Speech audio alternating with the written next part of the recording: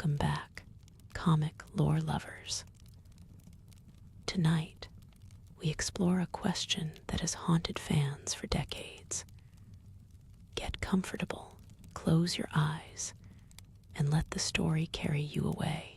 Sink deeper into your comfort, feeling the gentle release in your shoulders, the softening of your gaze. Imagine a world not so different from our own, where the crisp autumn air still carried the scent of rain over New York City.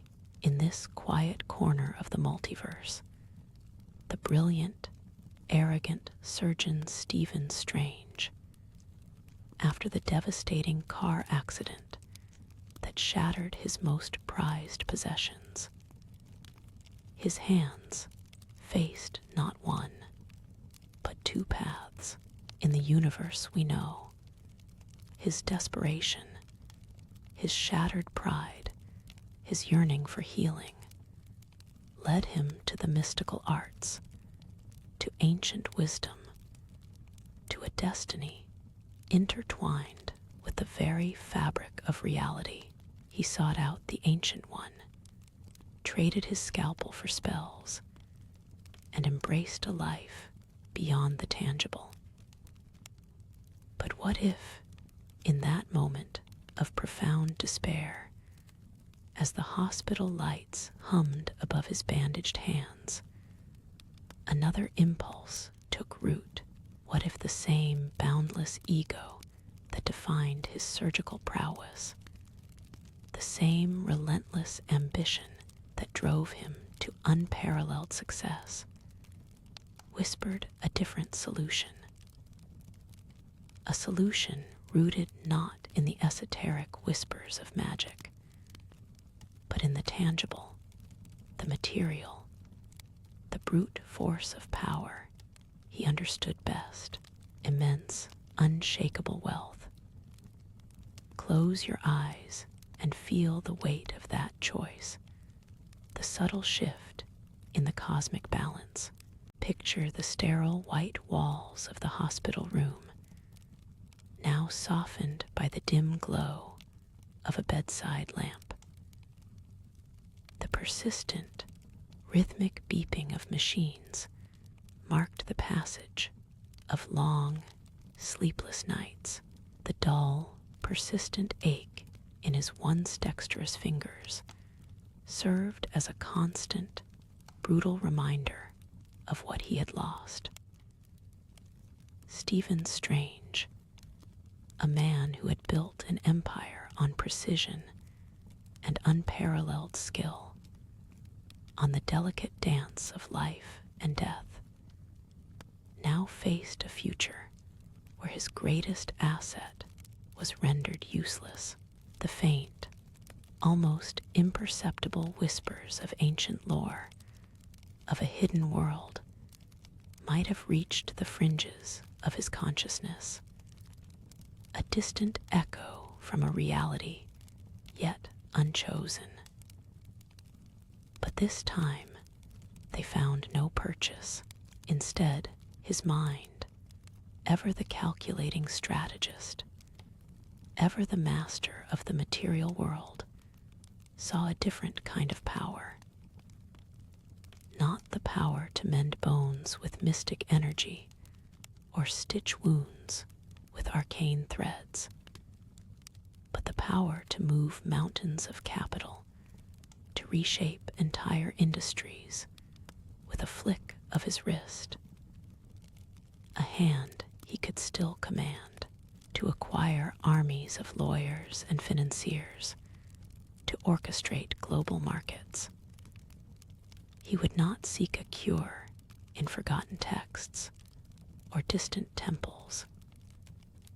No, Stephen Strange would heal himself with the blunt, undeniable instrument of money. He would rebuild his broken life, not by transcending the physical, but by dominating it, asserting his unyielding will over the very forces that had sought to humble him.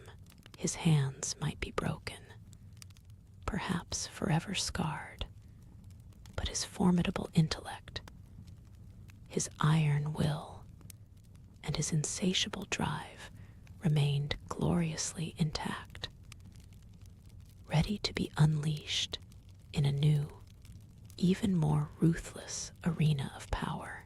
The world, in its vast, oblivious turning, felt no immediate shift in the cosmic breeze. The ripples of Stephen Strange's personal choice were, at first, confined to the quiet desperation and eventual steely resolve of a wealthy man's private rehabilitation. Yet beneath the surface of this bustling, modern reality, a subtle, almost imperceptible void began to form. The fabric of existence, accustomed to a potential guardian, a future sorcerer supreme, now found that crucial loom unattended. Ancient protections, once destined to be renewed and strengthened, remained dormant, like old city gargoyles left to crumble silently. Whispers that would have been intercepted by an awakened mystic, shadowy figures that would have been banished, arcane anomalies that would have been contained, now stirred in the unlit corners of the globe, gaining quiet, insidious strength. New York City, a vibrant nexus of human ambition and hidden wonders, continued its relentless pulse, its towering skyscrapers reaching for stars it unknowingly ignored. It remained entirely unaware that a crucial anchor in its mystical defenses was never forged. The very air itself, for those with a fleeting, innate sensitivity, might have felt a fraction thinner, a subtle, unplaceable chill seeping into places where warmth and magical wards once resided, or would have resided. This was not a world plunged into immediate chaos, but one subtly, slowly, turning away from a light it never knew it needed. A world unknowingly vulnerable, its ultimate protector having chosen a crown of gold over a mantle of stars, a future unwritten, an absence growing. A hospital room, once a prison of pain and limitation, faded into a distant memory. Stephen's world had swiftly transformed, trading sterile white for the muted grandeur of a penthouse office, overlooking a perpetually buzzing cityscape. His formidable intellect, now fully unleashed from the confines of medical practice, began to map out a global network of influence. Instead of scalpels, his instruments became digital interfaces, sophisticated algorithms, and the whispered counsel of an army of legal and financial experts. His focus was absolute, his will unbending. He delved into the intricacies of international markets with the same surgical precision he once applied to neurosurgery, identifying weak points, predicting trends, and orchestrating shifts that ripple through continents. The dull ache in his hands remained, a ghost limb of a former life, but it only fueled his determination to dominate this new, tangible realm of power. The quiet hum of servers and the soft click of keyboards now formed the soundtrack to Stephen's life. His hands, though still marked by the healing process, were learning a new dexterity, guiding a stylus across a tablet, or making precise gestures to command holographic displays. He wasn't just earning money. He was constructing an intricate web of assets, acquiring distressed companies, leveraging emerging technologies, and investing in ventures that promised exponential growth. Every decision was a calculated move, every acquisition a step closer to an unassailable financial fortress. His former colleagues might have gossiped about his madness or his fall from grace, but Stephen was deaf to their whispers, too consumed by the silent, colossal roar of his burgeoning influence. The world around him, oblivious to the deeper currents, simply saw a titan of industry rising from the ashes. Months blurred into a steady progression of triumphs. The strange group, a name once synonymous with medical innovation, now dominated diverse sectors: cutting-edge robotics, renewable energy, and even vast real estate portfolios that reshaped the very skyline of New York. His personal wealth swelled beyond imagination, granting him access to resources that few governments could command. He owned private islands, fleets of jets, and an art collection rivaling national museums. Yet these were mere trappings. His true fascination lay in the sheer leverage wealth provided, the ability to bend reality to his will through economic force. He could fund any research, influence any policy, and acquire any asset, all from the quiet command center of his opulent existence. The world, unaware of the subtle magical currents stirring beneath its surface, mistakenly believed Stephen Strange had simply found a different kind of cure. The vast penthouse office, a silent testament to his burgeoning empire, became Stephen's primary domain.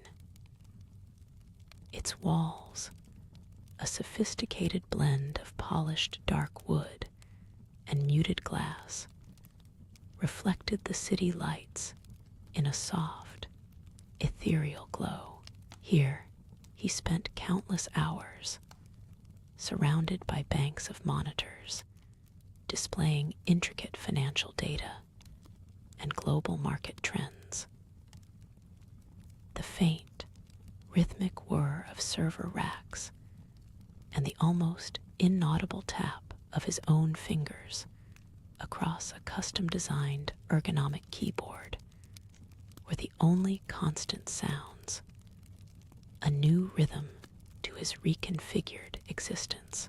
He preferred the quiet, allowing his mind to expand and explore the digital pathways of wealth.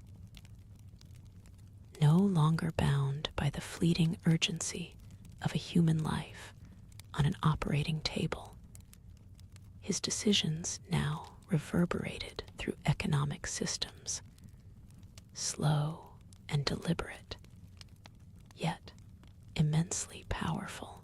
His once surgical hands, no longer trembling, now moved with a new kind of precision.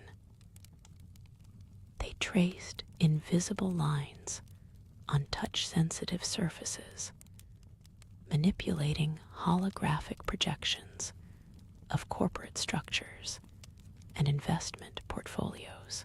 The dull ache remained, a subtle whisper of what was lost, but it was now a distant echo, not a scream. Instead, a peculiar satisfaction blossomed from the intricate dance of his digits as he navigated the abstract world of finance. Every contract signed, every acquisition completed, felt like a successful operation, a complex procedure yielding a tangible, significant outcome. The satisfaction wasn't in healing, but in controlling, in shaping the world not with a scalpel, but with the cold, hard currency of capital. Beyond the gleaming glass and steel of his headquarters, Stephen's influence quietly expanded. His network of companies, spanning everything from cutting-edge tech startups to revitalized manufacturing hubs, formed a silent, intricate web across the globe. He acquired struggling media outlets, subtly shifting narratives, and invested heavily in emerging resource sectors, securing vital supply chains. The world, preoccupied with its everyday concerns, remained largely unaware of the extent of his reach, perceiving him as just another formidable titan of industry. Yet the subtle, almost imperceptible shifts in global economic tides, the quiet restructuring of power, were all orchestrated from the hushed solitude of his high-rise sanctuary, a testament to a man who had mastered a different kind of architecture, the architecture of global capital. The soft glow from his primary monitor cast long, shifting shadows across the imported Italian marble of his desk, illuminating the careful etchings of his signature on the latest acquisition papers. This wasn't merely wealth, it was an intricate web of assets, meticulously curated and endlessly expanding. Below the penthouse, deep within the obsidian heart of his corporate tower, lay the nerve center of his operations, a vast, climate-controlled server farm, a fortress of data. Here, rows upon rows of humming machinery safeguarded the digital blueprints of his empire, their rhythmic thrum a constant, reassuring beat beneath the city's surface. Stephen would sometimes descend into its cool, sterile depths, not for any technical reason, but to simply walk among the blinking lights, the gentle whirring, feeling the immense, silent power of all that information under his direct command. It was a tangible manifestation of his reach, far more satisfying than the fleeting gratitude of a saved patient. His influence, once limited to the precise movements of a scalpel, now dictated the ebb and flow of global markets. From his expansive office, with its panoramic views of the city, he often stared out, not at the twinkling lights of the metropolis, but at the digital overlay projected onto the glass itself, a holographic tapestry of interconnected lines and glowing nodes, each representing a facet of his sprawling financial network. It spanned continents, touching every major capital, every critical resource, with a subtle gesture of his hand, a complex algorithm would initiate, a calculated ripple that hours later would manifest as a significant shift in commodity prices across the globe, or the quiet acquisition of a competitor's key assets. He wasn't saving lives, but he was undeniably shaping destinies, orchestrating the fortunes of nations with an invisible, bloodless precision. Yet occasionally, in the periphery of his vision, amidst the perfect lines of the market data, a strange anomaly would briefly flicker.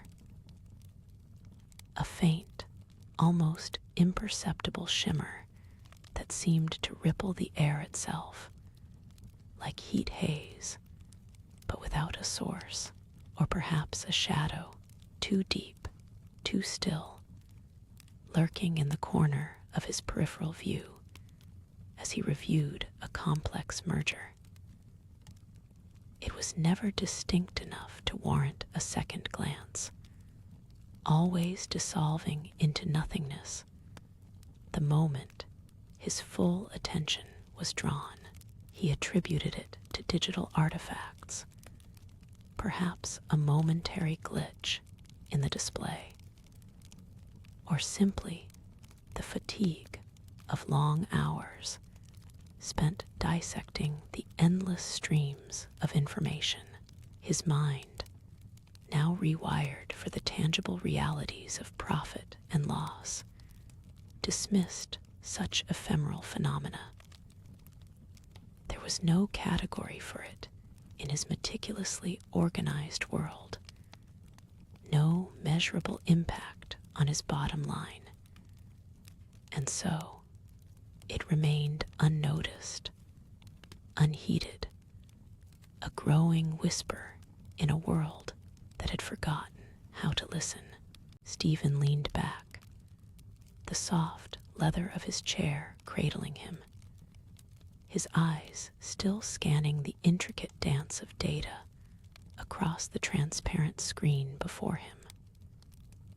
For a fleeting instant, a line of code on the holographic display seemed to shimmer, not with the usual digital refresh, but with a faint, almost organic undulation, a ripple that was gone before his logical mind could fully register its impossibility.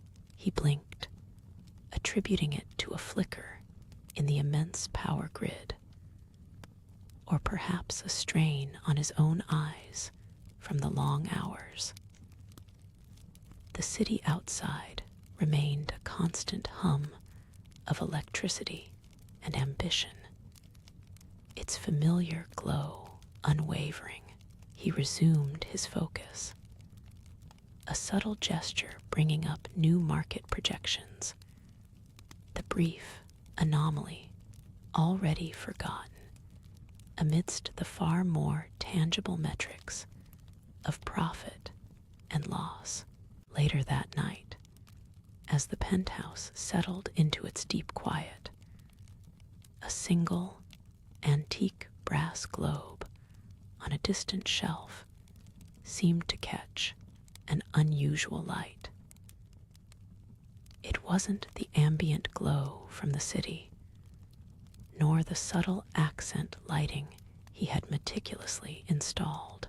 Instead, a faint, almost imperceptible inner luminescence pulsed within its metallic surface, a soft, internal breath that lasted only a moment before receding into the dull gleam of polished metal. Stephen, sipping a rare vintage whiskey, looked up from his tablet, a frown briefly creasing his brow. He considered the intricate wiring of his smart home system, wondering if a sensor had tripped or if the light outside had played a trick. He He made a mental note to have the system checked, then returned to the glowing screen in his hands, immersed in the delicate balance of global futures. Beyond the towering glass, the city itself seemed to hold its breath in certain pockets. Stephen, during a late-night video conference with Tokyo, casually glanced towards the panoramic view far below, near the familiar outline of a historic library. He noticed a faint, almost translucent distortion in the air, a shimmering haze that pulsed once, like a quiet exhalation. It was too fleeting, too distant to be anything other than city heat rising, or perhaps a trick of the moisture in the air. His financial advisor on screen continued to drone about quarterly earnings, and Stephen merely nodded, his attention fully drawn back to the projections. The strange atmospheric anomaly, if it even was one, remained just another unobserved curiosity in the ceaseless, logical rhythm of his meticulously ordered world. Days bled into weeks, and the subtle aberrations Stephen had dismissed as glitches began to increase in frequency, subtle as whispers on the wind. The faint shimmer on his screens returned, a brief, almost playful distortion in the digital information, like heat haze over a desert road. He found himself adjusting the calibration of his holographic projectors more often, attributing the visual noise to aging components despite their state-of-the-art status. Once a rare, intricate pocket watch from his collection, usually still and silent, seemed to emit a barely audible, almost melodic chime from its distant display case, a sound too delicate to be truly heard, but distinct enough to register as an echo in the quiet opulence of his office. He paused, his hand hovering over a stock ticker, listening. Nothing. The feeling wasn't always visual or auditory. Sometimes it was a sudden, inexplicable drop in temperature in a specific corner of a room, a pocket of cool air that defied the precise climate control of his integrated smart home system. Stephen, reviewing blueprints for a new philanthropic initiative, had once paused, feeling an unexpected chill brush against his arm, even as the warmth from his fireplace radiated steadily. He looked around the vast library, filled with rare first editions and ancient texts, but saw nothing amiss. The polished mahogany gleamed under the soft light. The leather-bound spines stood sentinel, untouched. His environmental sensors, perpetually active, reported no fluctuations, no drafts, no open vents. One evening, during a private dinner with a visiting dignitary, a delicate crystal orb, part of a priceless antique celestial navigation set, began to rotate on its velvet stand. Slowly, silently, it spun, catching the candlelight, reflecting miniature galaxies across the ornate dining room. No one was near it. No draft could account for its steady, mesmerizing rotation. Stephen, mid-sentence, saw it, the dignitary, engrossed in a discussion of global markets, noticed nothing. For a full minute, the orb turned, a tiny, self-contained universe in motion, before gently slowing and stopping. Stephen had attributed the unexpected chill, a pocket of cool air that defied the precise climate control, to an imperceptible draft, a failing in the otherwise flawless seals of his century-old building. Despite the immediate contradiction from his perpetually active environmental sensors, he had even, for a fleeting moment, considered the effect of an open window in a distant, seldom used wing, before dismissing the thought as utterly illogical within his meticulously managed domain. His vast empire, a testament to his unparalleled intellect and ruthless efficiency, was built entirely on logic, on the absolute predictability of intricate systems. Any deviation, no matter how subtle, was simply a problem to be solved with more data, more refined engineering, more cutting-edge technology.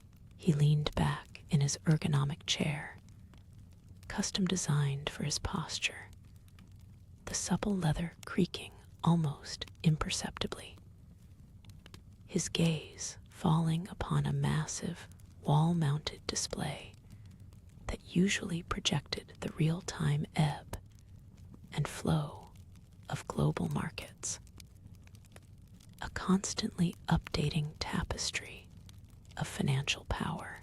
Tonight, however, a subtle and persistent anomaly caught his eye, yet the elusive phenomena persisted, growing bolder in their reticence, weaving themselves into the fabric of Stephen's meticulously ordered life with increasing frequency.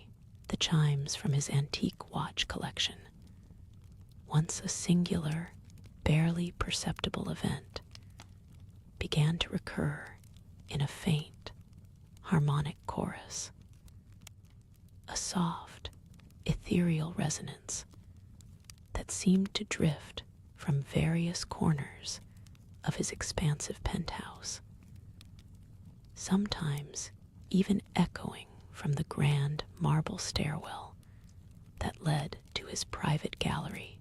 He would look up from his work, a sense of quiet frustration building within him, only to find the room utterly still, the polished surfaces reflecting only the soft glow of his numerous screens and the distant, muted pulse of the city below.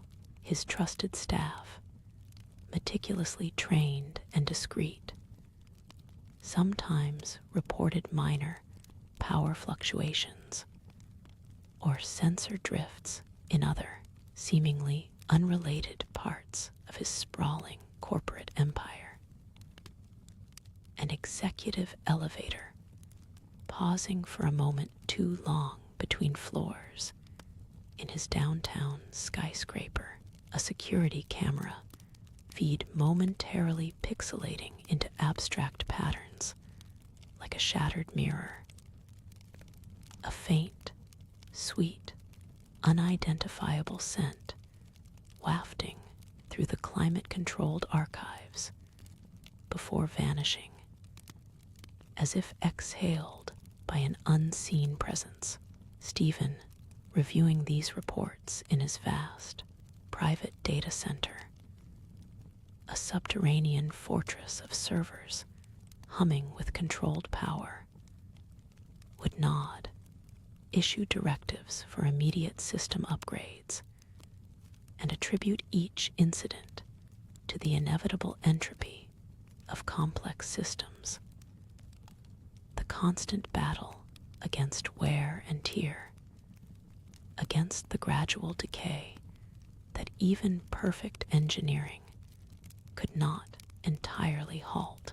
He reinforced his belief that every problem, no matter how subtle, possessed a logical, scientific solution. The power fluctuations seemed to follow Stephen, not just through his corporate empire, but into the quiet sanctum of his personal life. One evening, as he reviewed intricate market projections on his custom-built holographic display, the normally crisp blue lines began to subtly waver, not breaking into pixels, but blurring into soft, transient spirals.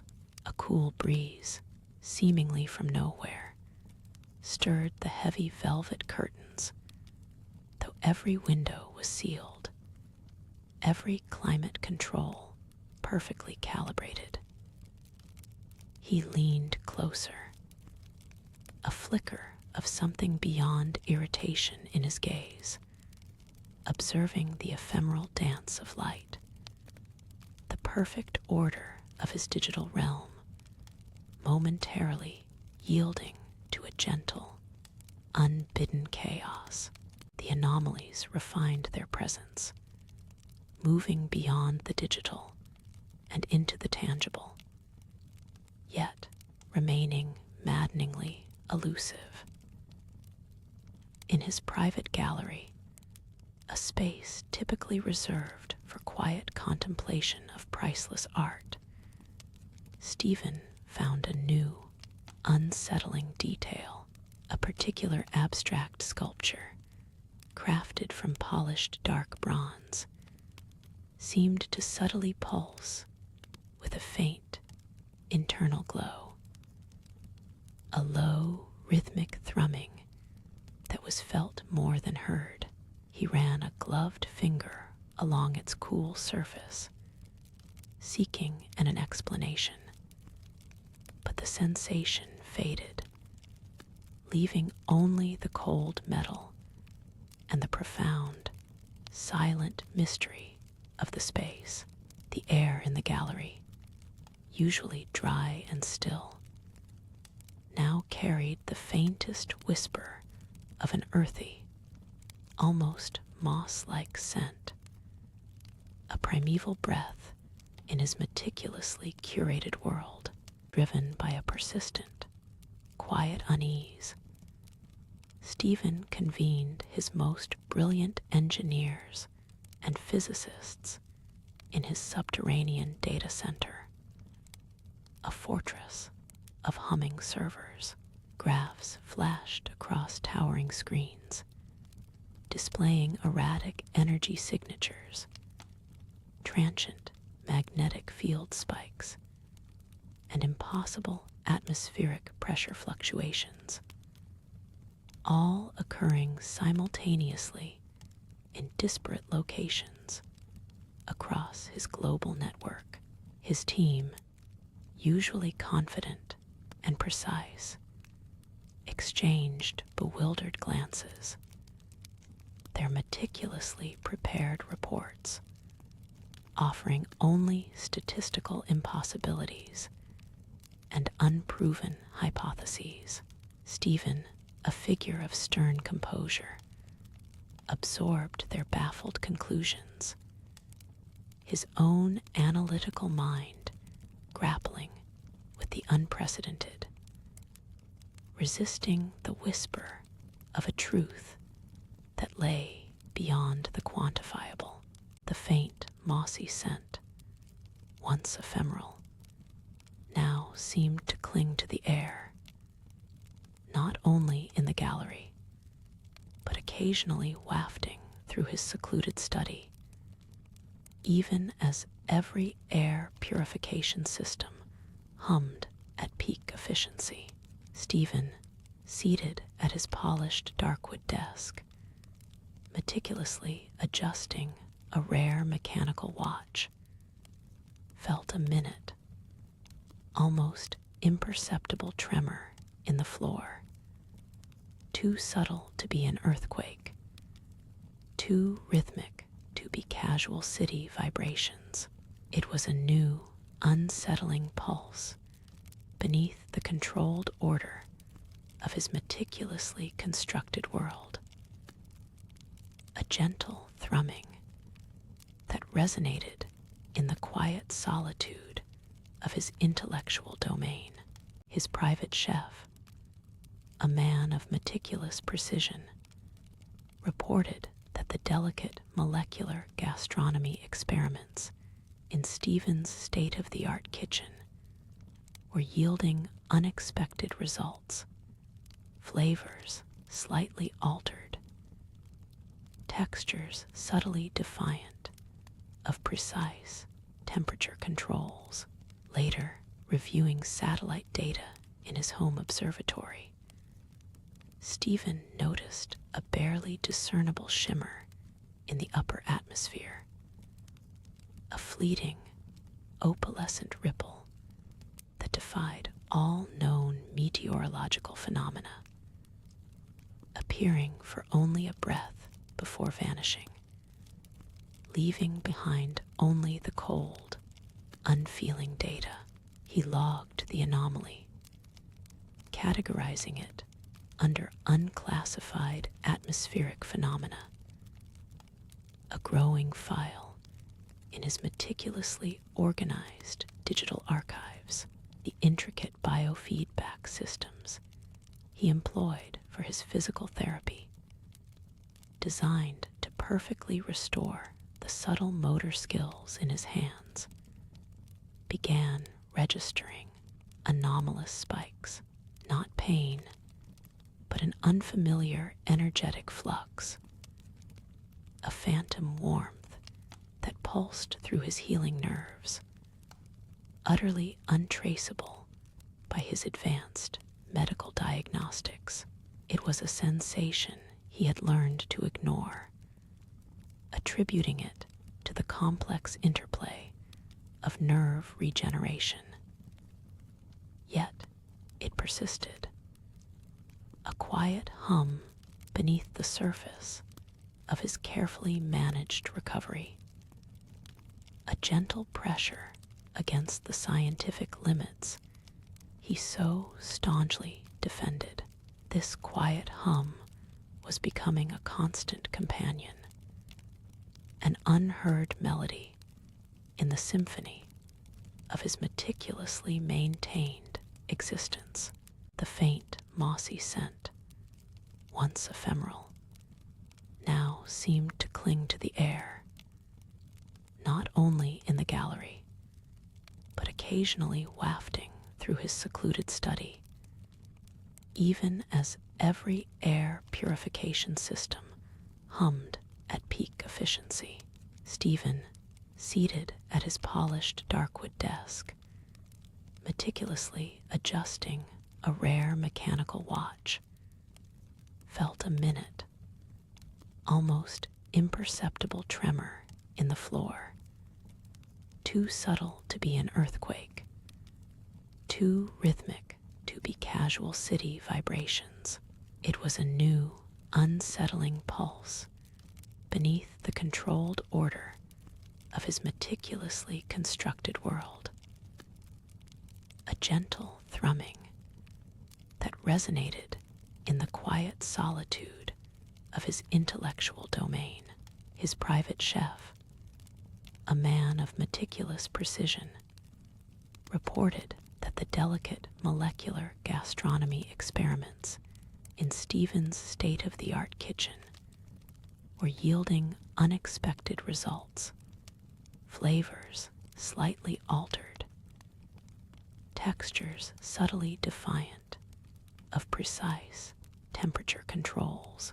Later, reviewing satellite data in his home observatory, Stephen noticed a barely discernible shimmer in the upper atmosphere, a fleeting, opalescent ripple that defied all known meteorological phenomena, appearing for only a breath before vanishing, leaving behind only the cold, unfeeling data. He logged the anomaly, categorizing it under unclassified atmospheric phenomena, a growing file in his meticulously organized digital archives. The inability of his advanced instruments to decipher the astrolabe's subtle transformation gnawed at Stephen. A quiet discord in the symphony of his meticulously managed life. He sought refuge, as he often did, in the panoramic solitude of his penthouse office, high above the sprawling grid of New York City. From this vantage, the metropolis usually unfolded beneath him like a perfectly engineered circuit board, each light a calculated node in his vast network of influence. Tonight, however, the city's familiar glow seemed subtly off-key. He leaned against the cool glass of the window, his gaze sweeping across the urban tapestry. He noticed it first in the distant shimmering of a new, cutting-edge skyscraper, a rival firm's ambitious project reaching skyward. The rival skyscraper, a slender needle of glass and steel piercing the indigo canvas, seemed to hum with an almost imperceptible energy.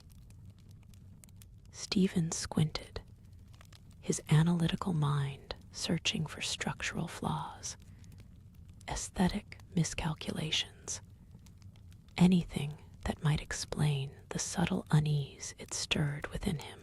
His vast network of corporate spies and market analysts had confirmed its construction was sound, its funding impeccable.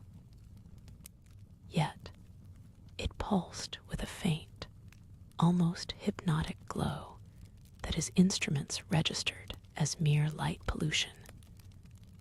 But his own senses, honed by years of precision, felt as something more, a low, resonant vibration that mirrored the gentle thrumming beneath the city, a quiet echo in the urban symphony. He turned from the window, his gaze falling upon a bank of bespoke screens displaying live feeds from his global enterprise, alongside the ever-growing file labeled unclassified atmospheric phenomena. His team of meteorologists, physicists, and data scientists, funded by an astronomical budget, had yet to offer a coherent explanation for the opalescent ripples in the upper atmosphere. Each report was filled with technical jargon and inconclusive data, proving only that traditional science, even backed by immense wealth, was hitting an invisible wall. The very air of his meticulously structured world felt subtly thinned. A faint, almost imperceptible pressure building, making him wonder if there was something he was simply unable to detect.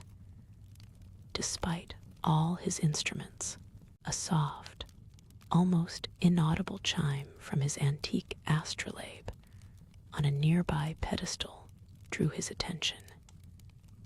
He glanced at it, the brass gleaming under the subdued lighting. Its subtle transformation, a faint, almost shimmering patina that defied chemical analysis, was another item in his growing list of irresolvable puzzles. He'd consulted experts in metallurgy and ancient artifacts, poured millions into its study, only to be met with shrugs and theories rooted in folklore, not fact. This quiet, persistent defiance of logic, emanating from an object he'd once merely admired, was a constant, gentle abrasion against the smooth surface of his ordered reality. A quiet, insistent whisper that his empire of fact and finance had blind spots, unacknowledged vulnerabilities. As the hours deepened into the quiet cradle of night, Stephen Strange remained in his penthouse, the city a muted hum beneath him. The glow from the rival skyscraper, once a symbol of his competitive spirit, now seemed less like a challenge and more like a distant, indifferent beacon. His instruments, ever present, continued their silent vigilance. Yet the data streamed across his bespoke screens offered no solace, no definitive answer to the atmospheric anomalies or the faint, almost imperceptible pressure that seemed to cling to the very air. He had built an empire of unparalleled wealth, a fortress of logic and meticulously acquired knowledge. But in this quiet expanse of his domain, a subtle hollowness began to resonate. It wasn't the kind of emptiness that wealth could fill, nor power command. It was the quiet echo of a path untaken, a whisper of a different future that might have unfolded, one where his hands, once instruments of surgical precision, could have been conduits for something far grander, far more profound than balance sheets and stock market trends. The world continued to turn, oblivious to the subtle currents stirring beneath its surface. And Strange, the architect of his own gilded cage, felt the first cool touch of an understanding that slipped just beyond his formidable grasp. His meticulously structured reality, so solid and absolute, now carried the faint scent of something ancient and forgotten.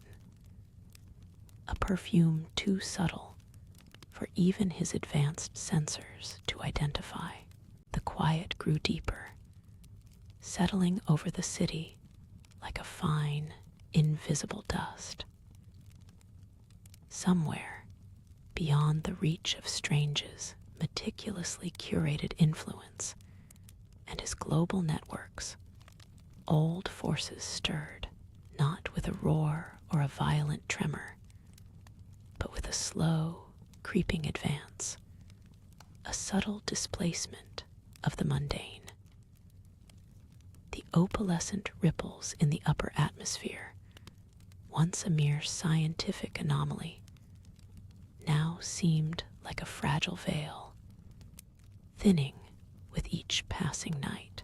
Without the ancient defenses, without the vigilant eye and mystical hand of a protector, the world was a garden left untended, its unseen gates slowly unlatching. The low, resonant vibration Stephen had sensed, once dismissed as urban hum, was in truth the distant echo of a coming tide, a languid, powerful surge of energies that had long slumbered, now awakening to a world unprepared. It was a world that had placed its faith in concrete and capital, in algorithms and ambition, never knowing that the true threats lay beyond the quantifiable, beyond the reach of even the wealthiest man's instruments.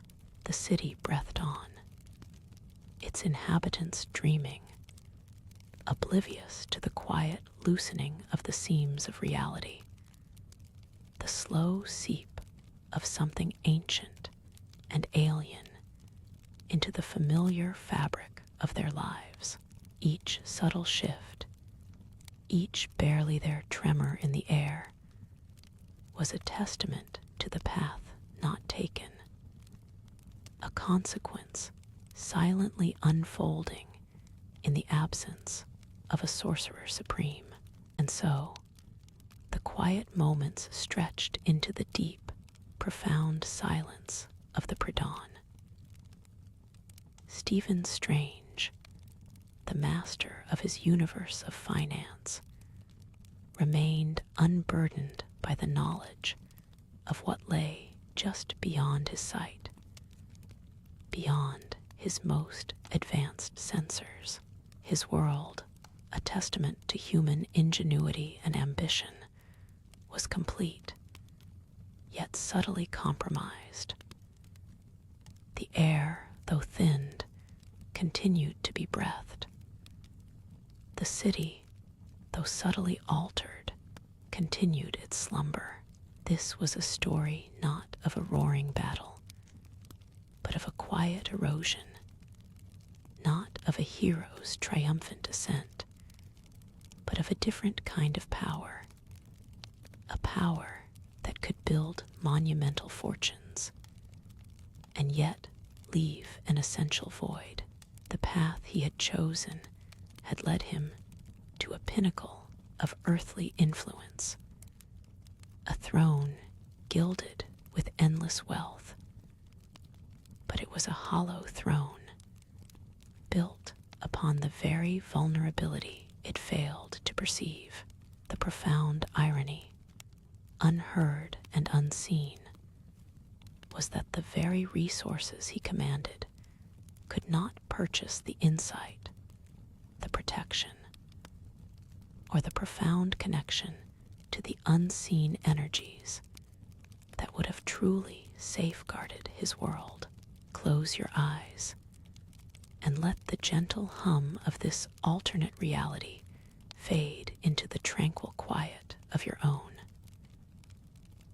Imagine a world where the greatest defense lies not in what can be built, but in what can be believed, and then drift into the calm, peaceful embrace of sleep, leaving the subtle whispers of an unmade sorcerer supreme to echo softly in the stillness. The city below, a sprawling tapestry of muted lights and whispering shadows, now lay before Stephen Strange from the opulent height of his penthouse office.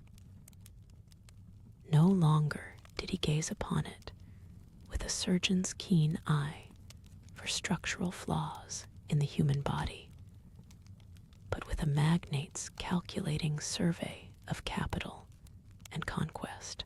He saw the slow, creeping advance of new developments, the subtle displacement of older structures, never sensing the opalescent ripples that occasionally flickered in the highest atmosphere. A fragile veil, thinning with each passing night. His hands, once the instruments of a life-saving art, were now meticulously groomed, their scars hidden beneath expensive gloves, or simply ignored. No longer a source of agonizing limitation through sheer wealth and an indomitable will. He had funded experimental bionics, subtle and discreet, allowing him to interact with the world through sleek digital interfaces. The faint, resonant vibration he sometimes felt was merely a faulty haptic feedback. He presumed, never the distant echo of a languid, powerful surge of energies long slumbering. Stephen's empire spread its tendrils globally, a vast network of interconnected corporations and investments, each meticulously managed from his tower of steel and glass. Reports from distant subsidiaries spoke of unusual energy signatures in abandoned mines, or strange, transient distortions near newly acquired land, which his analytical mind promptly categorized as unexploited resources or geothermal anomalies. He placed his faith in concrete and capital, in algorithms and ambition, never knowing that the true threats lay beyond the quantifiable, slowly unlatching the unseen gates of reality. Stephen's world was one of glass and steel polished surfaces reflecting the city's relentless ambition. In his private boardroom, where silent deals shaped empires, a holographic interface shimmered before him, his re-engineered hands, now precise instruments of command, moved with an almost ethereal grace over projected data streams, each gesture commanding billions. He felt a subtle hum in the air, a low frequency he attributed to the building's advanced energy systems, never to the profound, ancient energies stirring beneath the mundane. His empire expanded not just through acquisition, but through audacious projects that redefined the city's skyline.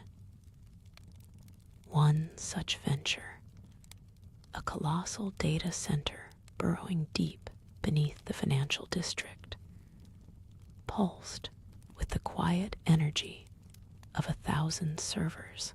Engineers reported strange fluctuations in seismic readings, dismissed as geological anomalies unique to the bedrock, or sometimes as unexplained power surges. Strange, reviewing the reports on his encrypted tablet, merely noted the delays, his mind calculating costs, never considering the faint, rhythmic thrum he felt in the floor as anything more than the building's own respiration. The city's nightly news feeds, filtered through his custom AI for market-relevant data, occasionally flagged odd occurrences, inexplicable power outages localized to ancient neighborhoods, faint, swirling patterns observed in the humid night air near old historical sites, or sudden, localized drops in temperature. His algorithms classified these as atmospheric anomalies or unusual electromagnetic phenomena, attributing them to aging infrastructure or rare weather patterns. Stephen, sipping a rare vintage from a crystal glass, found these reports mildly irritating, distractions from the intricate dance of global markets, never once sensing the subtle, silken threads of magic beginning to weave themselves into the city's very fabric, unnoticed and unchecked. Stephen's gaze drifted from the tablet's glowing numbers to the expanse of his city, a sprawling tapestry of light and ambition below. His penthouse, an obsidian jewel atop the Strange Corp Tower, hummed with its own sophisticated life, a symphony of climate control and filtered air. Sometimes a peculiar chill would trace its way up his spine, a sudden, localized drop in temperature that the building's systems couldn't explain. He'd merely adjust the thermostat, a small frown creasing his brow, attributing it to an obscure fault in the highly complex, state-of-the-art climate mechanisms. He preferred order, logic, and solvable problems. The inexplicable was simply an engineering challenge awaiting funding, not a hint of a world beyond his meticulously constructed reality. Deep within the colossal data center, beneath the financial district, the seismic fluctuations continued to puzzle geologists. Stephen, during a rare, late-night inspection tour, felt the faint thrumming grow more pronounced, a rhythmic pulse vibrating through the reinforced concrete floor beneath his expensive shoes. He attributed it to the massive cooling systems, the deep earth drills for geothermal regulation, or perhaps the sheer, relentless workload of the thousands of servers tirelessly processing the world's information. The air grew heavy, thick with an unseen pressure, a low, persistent pressure that seemed to press down on the senses, making the engineers feel a phantom dizziness. Stephen, ever the pragmatist, merely noted the complaints in a mental log, planning to allocate funds for atmospheric scrubbers or advanced filtration systems, convinced it was an environmental issue, a byproduct of such immense subterranean industry. Later, in the hushed sanctity of his private library, surrounded by leather-bound volumes of economic theory and forgotten medical texts, Stephen found a rare moment of stillness.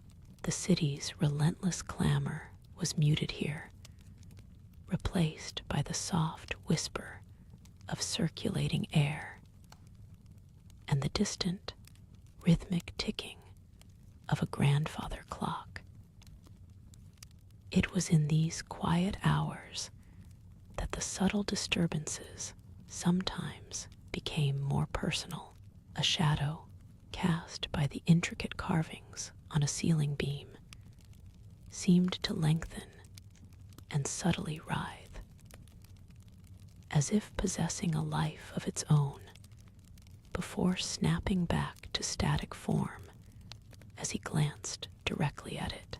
A fleeting, almost melodic hum, like a forgotten note from a cosmic choir, would resonate deep within his inner ear, quickly dismissed as residual tinnitus from his surgical past, or the high-frequency hum of his mansion's myriad smart devices. He would close his eyes, breathe deeply, and reassert his mastery over his own senses, over his own logical, predictable world. The universe, he believed, yielded to intellect and will, not to phantoms and echoes. The low hum of the Strange Corp Tower was usually a comforting blanket of controlled energy. But lately, Stephen noticed an intermittent, almost imperceptible disharmony within it. Sometimes a shadow seemed to deepen in the corners of his penthouse office, even when all the smart lights were at their brightest. A fleeting visual anomaly that his optical sensors simply registered as insufficient data before correcting themselves. He'd glance up from the holographic projections of market trends, a flicker of something unquantifiable catching his eye, only for it to vanish the instant he tried to focus. It was like a faint, persistent static on a perfectly tuned frequency, a whisper of interference in his meticulously engineered world. He simply increased the power output to the auxiliary lighting, convinced it was merely a fault in the high-efficiency LED arrays. Another minor upgrade to schedule. Across the city, beneath the indifferent gaze of the moon and the endless glow of neon, a different kind of disturbance was manifesting. Along a quiet stretch of waterfront, where old warehouses met new luxury condos, the streetlights began to flicker in an erratic, almost rhythmic pattern. It wasn't a power surge, nor a grid malfunction. The city's smart sensors, interconnected and self-diagnosing, reported no anomalies. Yet, the lights pulsed, growing momentarily dimmer, then brighter, casting elongated, dancing shadows that seemed to stretch and contort independently of the wind. A few late-night commuters paused, looking up, attributing it to a quirky art installation, or just another of the city's many inexplicable electrical quirks, before continuing their hurried paths, their minds conditioned to dismiss the truly strange. Stephen, reviewing a feed from one of his countless public-facing camera networks, saw the flickering lights as a brief, minor anomaly in the background of a data stream mapping pedestrian traffic. He frowned, not at the strange behavior of the lights, but at the potential for data corruption this visual noise might introduce. He mentally flagged the segment for automated cleanup, a tiny, almost unconscious command within his vast mental architecture. His focus remained laser-sharp on the quantifiable, the flow of wealth, the predictable patterns of human movement, the tangible assets of his empire. The idea that such a minor, visually interesting, yet irrelevant event could signify something beyond a simple electrical fault was an inefficient thought, quickly discarded, like a rogue bit of data that didn't fit the algorithm of his world. The faint, static Stephen observed in his tower seemed to intensify, shifting from an optical illusion to an almost tactile presence. He found himself adjusting the temperature controls more frequently, a subtle chill sometimes permeating his office despite the meticulously maintained climate. The holographic projections on his desk, usually crisp and unwavering, would occasionally shimmer at the edges, the vibrant market data momentarily blurring into indistinct swirls of light before snapping back into focus. He attributed it to minute fluctuations in the building's energy grid, a byproduct of such immense subterranean industry, and tasked his engineers with running deeper diagnostics, certain a simple power conditioner upgrade would resolve the issue. His focus remained on the intricate dance of global finance, convinced that any disturbance could be explained, contained, and ontologically exploited. Meanwhile, the subtle disturbances outside the tower began to ripple outwards, touching unexpected corners of the city.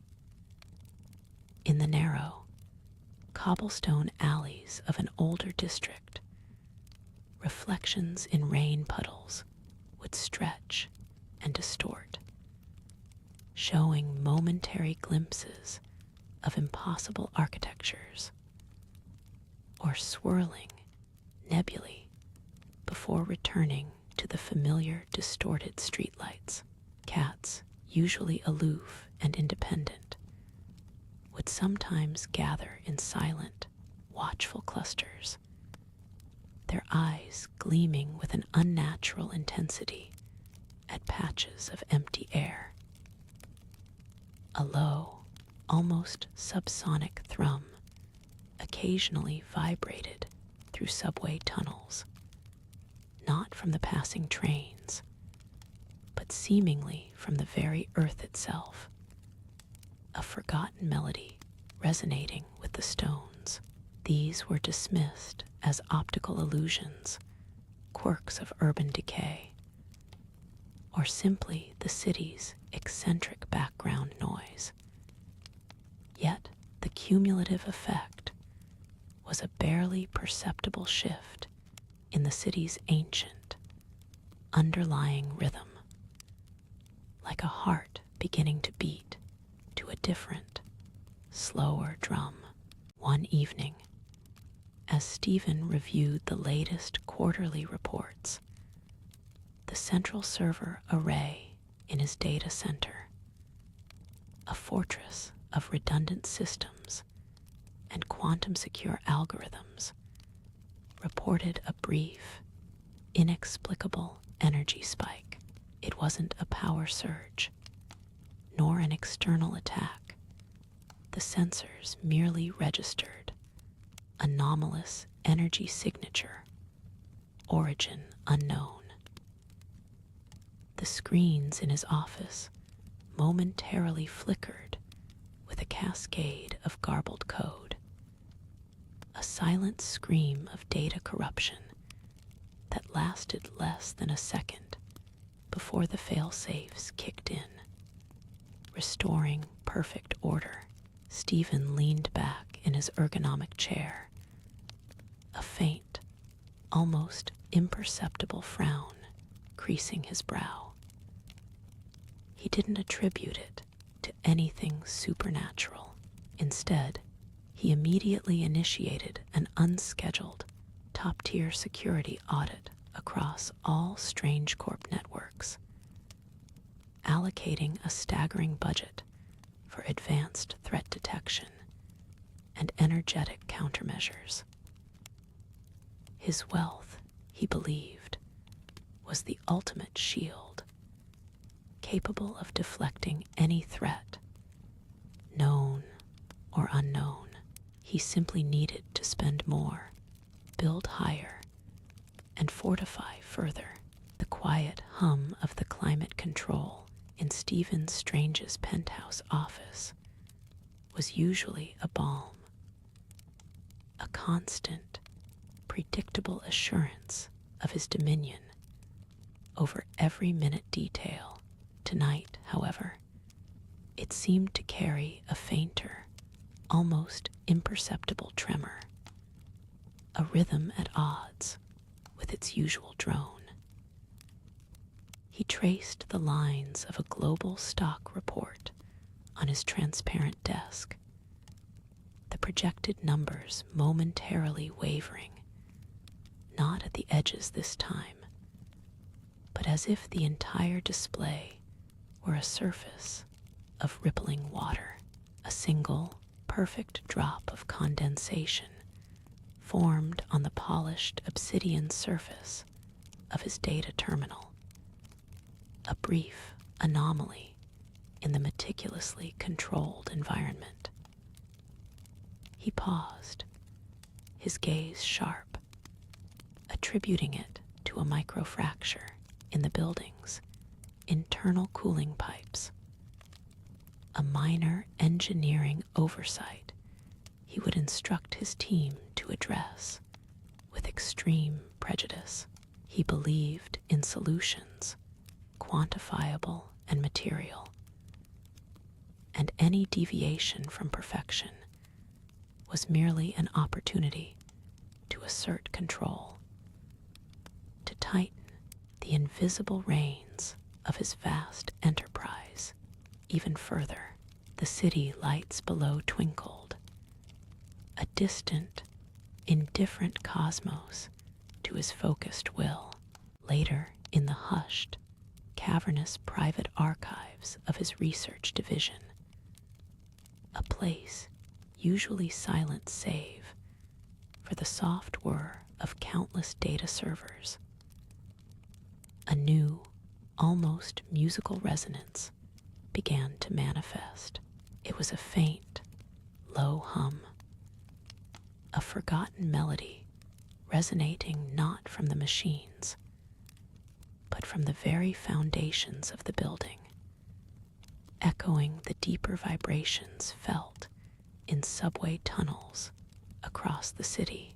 Strange, overseeing a complex acquisition strategy, felt it in the soles of his custom-made shoes, a subtle thrum against the polished marble floor. A junior analyst, poring over centuries-old market trends, absently rubbed their temple, convinced it was just a localized tremor, or perhaps an overactive imagination, a common fatigue after long hours. Strange merely arched an eyebrow, his mind already formulating a memo for facilities management, requesting a comprehensive structural integrity scan. He saw only material weaknesses, never a song sung by the earth itself. Beyond the controlled confines of Strange's financial empire, the city's undercurrents grew more pronounced. In the weathered brickwork of an abandoned dockside warehouse, far from the gleaming towers, strange patterns of phosphorescent light began to bloom on the damp walls, pulsing with an inner rhythm that had no earthly origin. They coalesced into fleeting, geometric designs, almost like forgotten hieroglyphs, before dissipating into mist. A homeless man, seeking shelter from the damp night air, watched them from the shadows, his eyes wide with a mixture of fear and wonder, instinctively pulling his worn blanket tighter, as if to ward off an unseen chill that radiated from the glowing walls. He muttered to himself about things stirring beneath the city, ancient whispers finally breaking through the thin veil of the mundane. These were not power fluctuations or structural tremors, but something else entirely. A silent language unfurling for those attuned enough to perceive it. The low hum in the archives eventually faded, replaced by the hushed quiet of a sterile recovery room years earlier. His hands, once instruments of intricate precision, now lay still, bandaged and unyielding. The initial shock had given way to a cold, calculated fury, not at fate, but at the perceived inefficiency of his own body. He had dismissed the whispers of alternative remedies, the desperate pleas of a former colleague who spoke of ancient sanctuaries.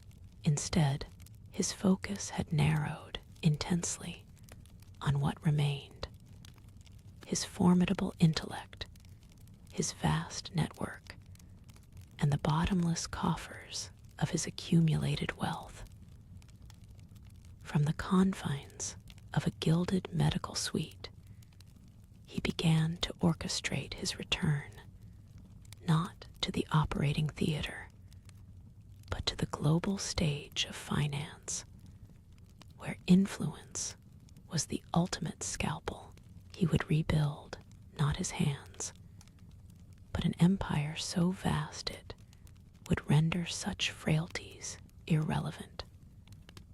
A fortress against all perceived weaknesses. Months blurred into years, each one marked by increasingly audacious mergers, hostile takeovers, and strategic investments that redefined market landscapes.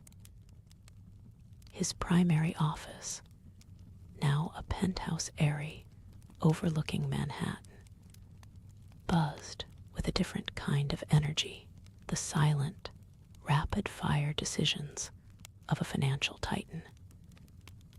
His hands, though still stiff, navigated custom-built interfaces with surprising dexterity, large print commands, and voice-activated systems, responding to his every nuanced direction. He rarely touched paper. All data flowed through seamless, transparent screens that formed the walls of his command center, displaying real-time global economies as if they were constellations. His world was a perfectly ordered machine, every lever under his meticulous control, every anomaly swiftly corrected. The distant hum of the city, sometimes almost a thrum, was just part of the urban symphony, never a question. One evening, as the city below shimmered like a scattered tray of diamonds, a subtle flicker caught his eye on one of the secondary data streams. It wasn't a stock dip or a currency fluctuation, but a brief, almost imperceptible distortion in the holographic projection itself, as if a momentary ripple passed through the very light. His analytical mind immediately flagged it as a minor software glitch, a nanosecond anomaly in the feed from a satellite office known for its aging infrastructure. He made a mental note to upgrade their systems, a small expense in his grand scheme. Yet, a peculiar chill, unrelated to the perfectly calibrated climate control, seemed to brush against his skin, a sensation he attributed to simple fatigue after an exceptionally long trading day. The city lights continued their indifferent dance, unaware of the thin, translucent veil that occasionally now shimmered just at the periphery of mortal perception, a silent prelude to forgotten forces stirring. His control extended beyond the penthouse, a silken web spun across continents. A vast holographic projection, shimmering with real-time market data and logistics, dominated an entire wall of his private analytics room. He watched cargo ships navigate digital oceans, investment portfolios swell with each calculated movement, and entire national economies shift at his subtle command. The room itself was a monument to silent power, bathed in the soft, complex glow of data streams, reflecting off polished obsidian surfaces, and the hushed movements of his dedicated analysts, always present, yet always invisible. His gaze, sharp and unwavering, tracked every fluctuation, every pulse in the global financial heartbeat. The hum of the city, once a constant backdrop, began to develop new, almost imperceptible frequencies, like a distant, unfamiliar instrument entering a familiar symphony. From his executive dining room, perched high above the urban sprawl, Stephen would occasionally pause mid-meal, a fork poised, listening. He dismissed it as atmospheric interference, perhaps a new resonance from the constantly evolving city grid. His meals were solitary, precise affairs, often a single, perfectly prepared dish, consumed with a focus that mirrored his business dealings. The soft clink of silverware was the loudest sound, the panoramic windows revealing a world he owned. Yet occasionally, a fleeting shadow, too dark, too quick, would pass across the glass, unnoticed. Even his personal quarters, a sanctuary of muted tones and bespoke comfort, were not entirely immune. A faint, almost artistic frost would sometimes bloom on the edges of his blackout blinds. Even in the warmth of his perfectly regulated suite, vanishing before it could be properly observed. These tiny oddities, fragments of a reality he refused to acknowledge, were always swept away by the meticulous machinery of his wealth.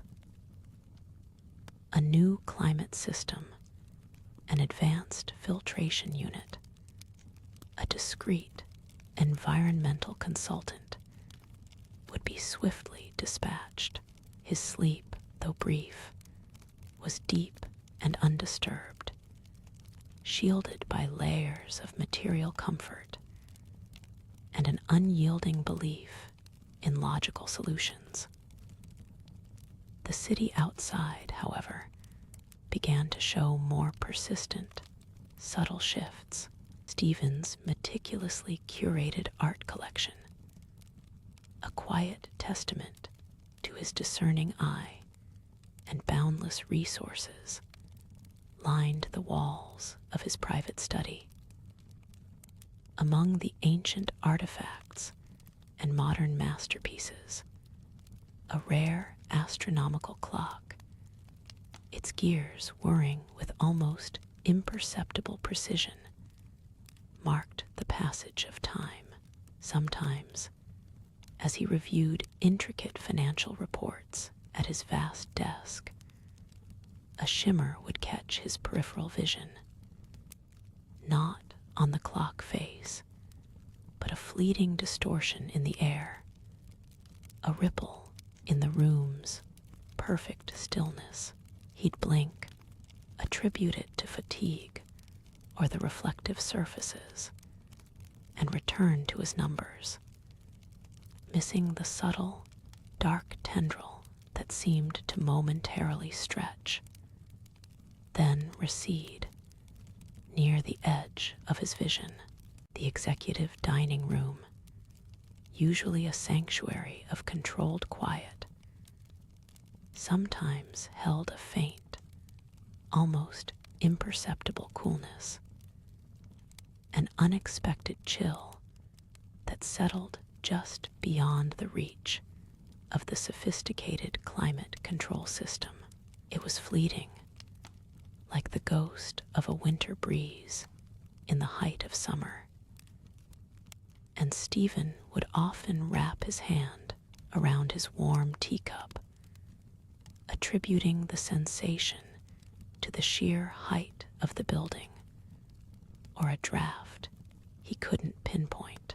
Yet on occasion, a subtle, musky scent, like damp earth mixed with old parchment, would briefly drift through the air, quickly overpowered by the aroma of his meticulously prepared meals.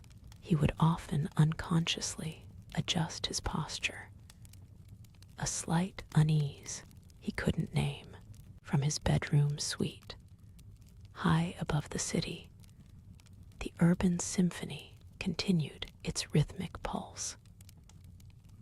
But now, amidst the familiar sounds of distant sirens and gentle traffic, Stephen sometimes detected a new, almost melancholic tone, a resonant hum that seemed to vibrate just below the threshold of audibility.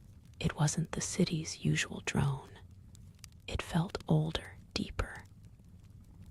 On moonless nights, when the city lights cast long, stark shadows, he would occasionally glimpse a faint, ethereal haze clinging to the spires of the older skyscrapers across the skyline. A fleeting indigo mist that would dissolve almost as quickly as it appeared, like smoke from an ancient, forgotten fire. He would close the heavy drapes, preferring the artificial quiet of his insulated world. The distortion in his study, a fleeting ripple previously dismissed as an optical illusion, began to recur with a quiet persistence. Stephen, immersed in the intricate ballet of global finance, would glance up from a particularly challenging spreadsheet, convinced he'd seen the air above his antique desk momentarily waver, like heat haze on a distant road. It was never distinct, never solid, just a subtle, unsettling tremor in the peripheral vision, a momentary blur against the sharp lines of his impeccably organized documents. He'd rub his temples, attributing it to the long hours, the relentless scrutiny of market graphs, or perhaps a malfunctioning high-tech climate sensor. The room, designed for perfect calm and control, seemed to occasionally hold its breath, a brief, imperceptible pause in the air conditioning's hum, just as the shimmer appeared, only to resume its quiet efficiency once Stephen's gaze sharpened, finding nothing amiss. He was a man of logic and concrete data. Such ephemeral sensations had no place in his meticulously constructed world. Later, in the pristine, minimalist sanctum of his penthouse gym, high above the city's nocturnal hum, the inexplicable coolness would return. Stephen, having completed his rigorous, solitary regimen, paused to towel down. The soft, expensive fabric doing little to ward off a sudden, localized chill. It was unlike any draft he'd ever felt, an almost internal cold that prickled his skin, making the hairs on his arms rise momentarily. He wrapped his hand around a chilled water bottle, its condensation feeling somehow less cold than the air itself. Through the panoramic windows, the city lights glittered like scattered jewels.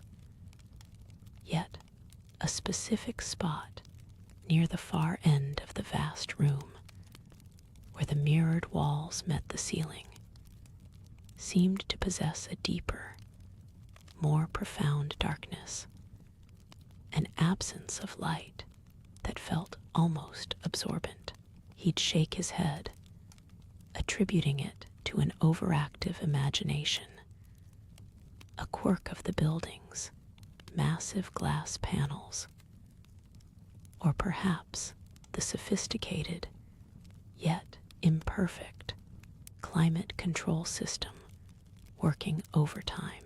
The most unsettling, yet most easily dismissed, occurrences began to seep into his global travels. On board his private jet, suspended thousands of feet above the earth, the hum of the engines was a constant, soothing drone, yet sometimes an almost imperceptible whisper would seem to brush the edge of his hearing.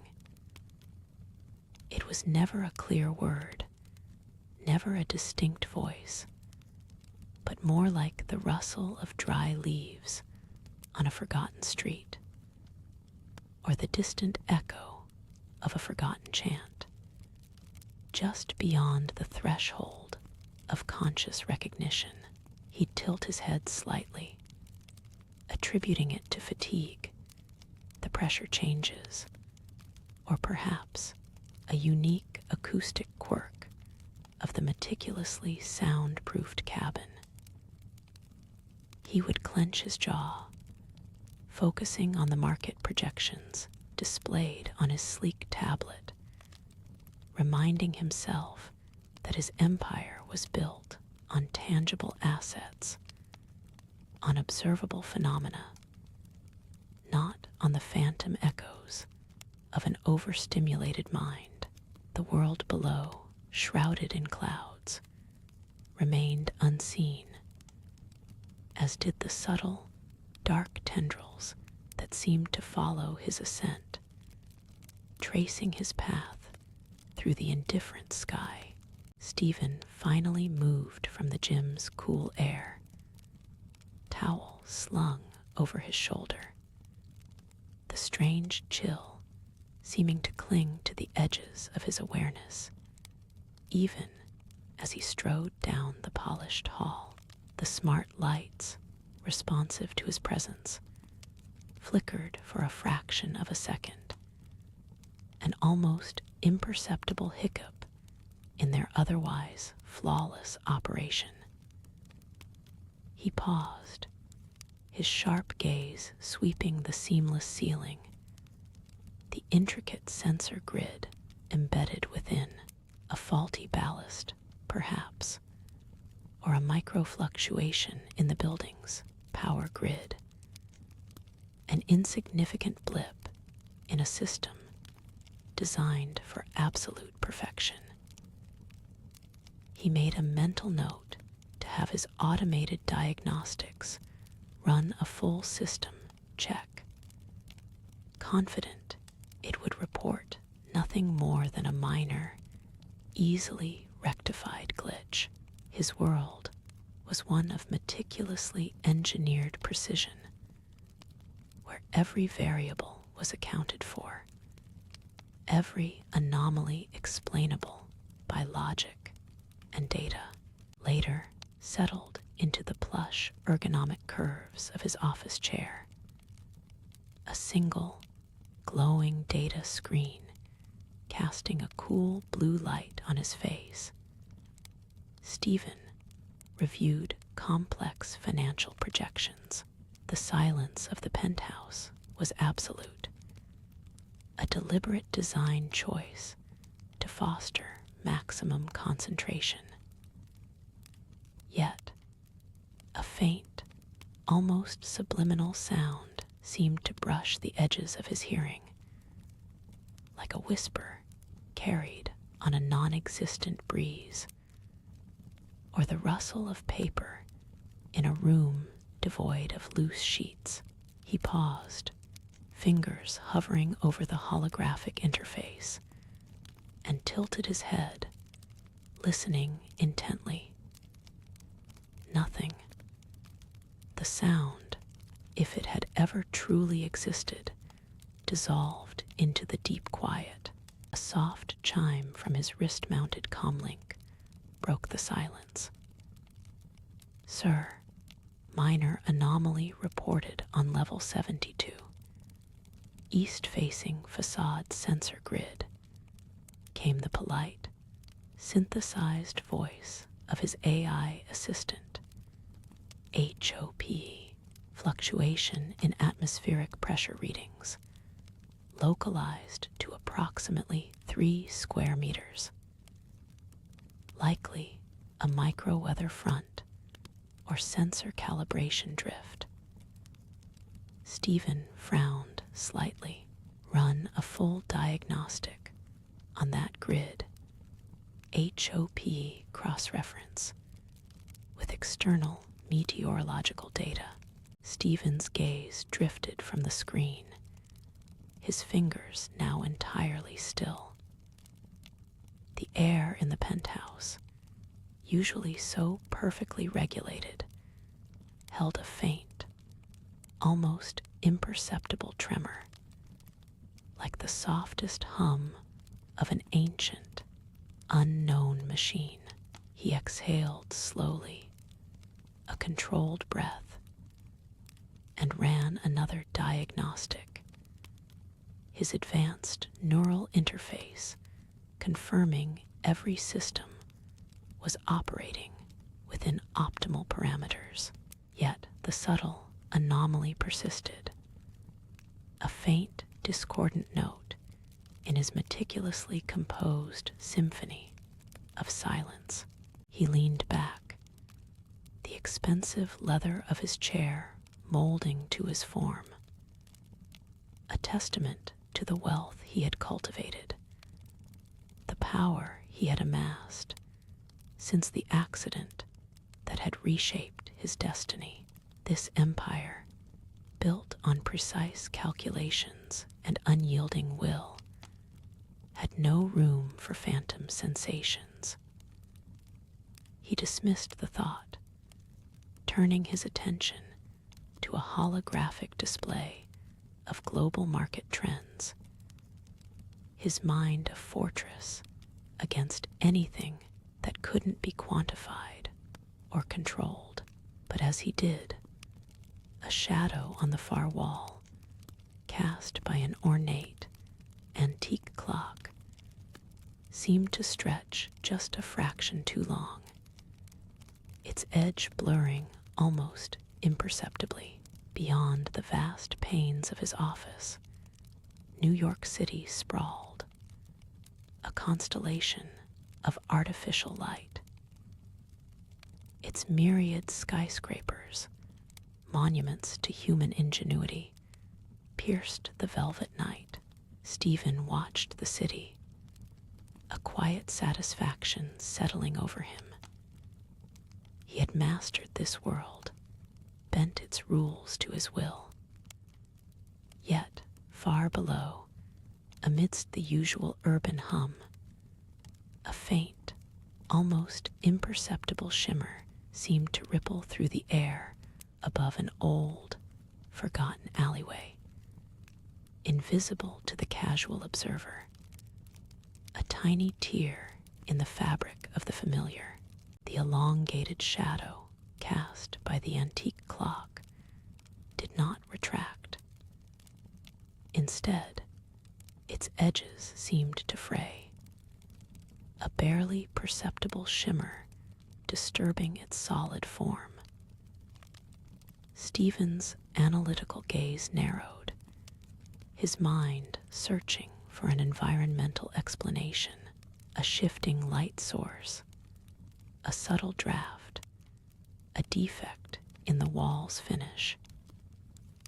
He swiveled slightly in his chair, the rich leather sighing under his movement, and noted that the polished surface of his obsidian desk now held a fleeting, almost liquid distortion. Like a ripple in still water, the air, already thin with regulation, seemed to thicken with an unnameable presence, a pressure that was not quite physical, a hum that was not quite sound. Dissatisfied, Stephen pushed away from his desk. His footsteps made no sound on the thick, custom-woven rug. As he moved towards the colossal panoramic window that overlooked the city from this vantage, the familiar grid of lights usually stretched with unwavering precision, a testament to order. Tonight, however, a distant cluster of skyscrapers on the horizon seemed to momentarily undulate, their sharp, illuminated edges blurring as if viewed through heat haze, even as the penthouse's climate control remained perfect. It was a fleeting, collective mirage, a trick of the eye that persisted just long enough to be unsettling, then vanished into the deep urban glow, returning to the controlled quiet of his inner sanctum. Stephen ran a full environmental scan. His neural interface confirmed every system was nominal, every sensor stable, yet as he passed a display cabinet housing a collection of ancient, intricate compasses he had acquired, one particular instrument, an astrolabe of unknown origin, seemed to subtly glow with a faint inner light, a soft pulse of warmth that dissipated before he could fully register it. It was a flicker against the absolute, sterile logic of his surroundings, a quiet insistence of something unquantifiable in his perfectly controlled world. Stephen's brow furrowed, a faint crease betraying a flicker of unease he swiftly quashed. His mind, accustomed to dissecting complex market algorithms and architectural blueprints, cataloged the incident as an optical anomaly, perhaps a peculiar atmospheric refraction over the urban heat island. He turned his back on the panoramic window, the vast expanse of the city shrinking behind him, and walked slowly towards the interior of his penthouse. The air here was perfectly regulated, free from the caprices of the outside world. Yet, a faint, almost imperceptible chill seemed to cling to the polished marble underfoot, a sensation his logical mind instantly dismissed as a minor fluctuation in the sophisticated climate control system. He paused beside a collection of antique timepieces, each a marvel of craftsmanship, encased in reinforced glass, silent witnesses to centuries of human endeavor. His gaze lingered on a rare astronomical clock, its intricate gears frozen in a timeless display. The polished chrome of the display case felt cool, reassuringly solid beneath his fingertips. Yet, as his hand rested there, a faint, almost resonant vibration seemed to hum just beneath the surface. A tremor too subtle for any seismic sensor, too consistent to be a mere trick of his nerves. It was a sensation akin to a distant, muffled gong, felt more in the bones than heard by the ear, a whisper of something vast and ancient. He withdrew his hand, his expression neutral, but his internal calculations shifted, searching for a non-existent variable. Resolutely, Stephen returned to his ergonomic chair, the fine leather molding to his form with a soft sigh. He reactivated the holographic display, its global market trends glowing with familiar, quantifiable data. He immersed himself in the figures, the precise predictions, the comforting certainty of numbers. But even as he did, the air in the vast room, which had been perfectly still moments before, now carried a faint, almost imperceptible currents, like the breath of something unseen. And then he glanced towards the far wall, where the shadow of the ornate antique clock, the very one that had first drawn his attention, now appeared not merely elongated, but subtly deeper, a shade of black that seemed to absorb more light than it reflected, a silent, unmoving anomaly against the muted wall.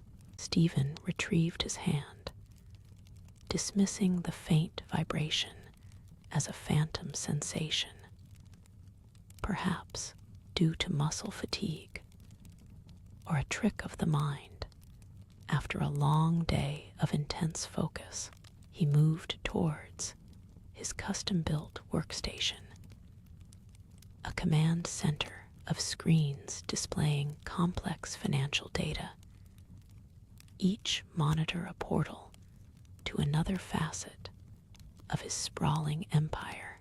As he settled into his ergonomic chair, the city lights outside his window, far below, seemed to shimmer with a peculiar, almost imperceptible haze, a faint undulation that his peripheral vision caught. His attention, however, was immediately consumed by the glowing numbers and intricate charts, the relentless pulse of the global market. He felt a faint, lingering coolness, like the residual memory of a winter breeze brushing against his skin. Even though the room's temperature remained perfectly constant, meticulously calibrated, it was a whisper of an anomaly, a detail his mind quickly filed away under environmental fluctuation or overactive imagination, but did not entirely erase. Hours melted away in the silent hum of his machines. The city lights a distant, unblinking constellation. Yet, the faint chill returned, this time settling not on the floor, but seemingly emanating from a rare, obsidian sculpture that adorned the corner of his immense desk.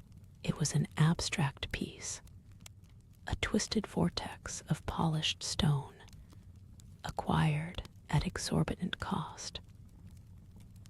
Stephen, his gaze still fixed on the scrolling data, unconsciously ran a hand over his forearms, a shiver he attributed to a late-night fatigue.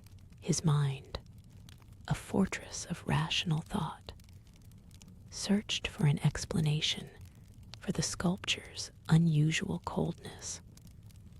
Perhaps a forgotten draft from a service vent, or the natural properties of the volcanic glass.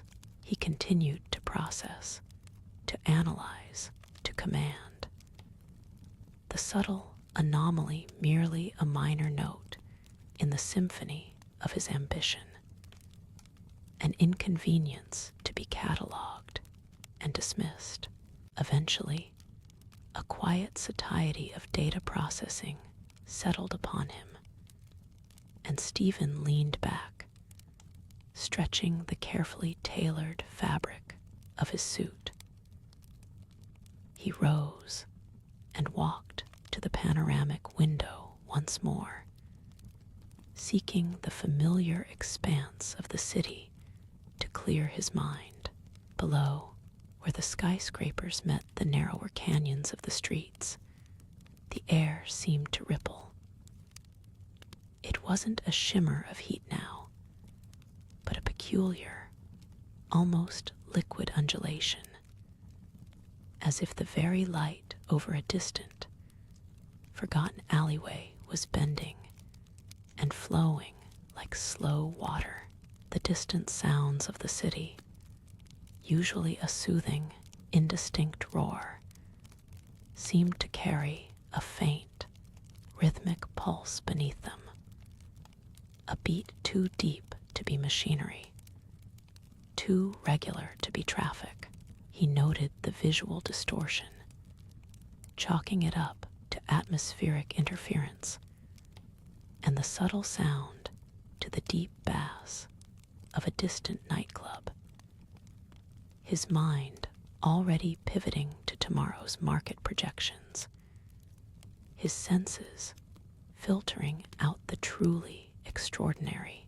The obsidian sculpture, a silent sentinel, continued its unusual emission, a counterpoint to the city's distant hum.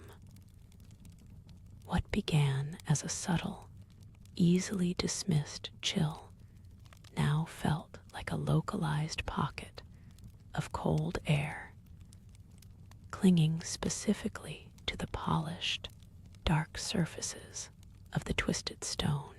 It was not merely the ambient coolness of the room. This was a distinct, almost vibrant frigidity that seemed to emanate from within the very heart of the mineral. Stephen, in a rare moment of unforced pause between the rapid-fire demands of his global financial network, extended a hand, his fingertips hesitantly brushing the surprisingly frigid material. The sensation was immediate and profound, a deep, unsettling cold that seeped into his bones, far beyond what any natural stone could achieve in a climate-controlled environment. It wasn't the uniform chill of a refrigerated object, but a peculiar, almost organic coolness, as if the stone itself was a living conduit for something from a place far colder than his penthouse ever could be. As the hours deepened further into the quietest part of the night, a new, almost imperceptible detail began to assert itself in the periphery of his senses. A faint, earthy scent, redolent of damp soil after a distant, forgotten rain, began to drift through the otherwise sterile, purified air of his office. It was fleeting, elusive, a ghost of an aroma that vanished almost as soon as he registered it. Only to return moments later. A subtle whisper against the backdrop of the ambient air filtration. Stephen, his concentration still largely consumed by the glowing projections on a holographic display detailing market trends and stock fluctuations, frowned faintly, a flicker of mild annoyance crossing his features. He briefly wondered if a malfunction in a distant ventilation shaft was inadvertently pulling in outside air, a breach in the hermetically sealed environment he so meticulously maintained. Yet the scent held a quality that felt distinctly out of place, not the usual exhaust fumes or city grit, but something primordial, almost natural. Finally, with the last algorithm optimized and the final command issued, Stephen pushed away from his custom-built workstation. The low, confident hum of the servers and advanced machinery began to recede into the background, a familiar lullaby of digital dominion. As he moved towards the panoramic windows that offered a sweeping, breathtaking vista of the slumbering metropolis, the city lights, usually a comforting, ordered tapestry of human ambition and constant activity, now seemed to contain that peculiar shimmer he had noted earlier, a barely there undulation in the distant glow. It was almost like a heat haze distorting the horizon. Yet it was a cool, crystal-clear night, the kind that offered perfect visibility to the furthest reaches of the urban sprawl far below. The tiny streaks of light from late-night traffic moved with an unusual, almost dreamlike slowness, their passage through the avenues elongated and softened, as if viewed through an unseen, shimmering veil. His hands, still sensitive from their old, unhealed injuries, a constant, physical reminder of the crash that had rerouted his destiny, felt a faint, almost electrical prickling, a sensation he hadn't truly experienced since his early, frustrating recovery days. Stephen pushed away from his desk, the market data suddenly losing its sharp edge against the backdrop of the inexplicable cold. He walked slowly towards the obsidian mineral, its dark surface absorbing the ambient light, yet somehow radiating a distinct chill. The earthy scent, no longer fleeting, now clung faintly to the purified air, a primal breath in his sterile domain.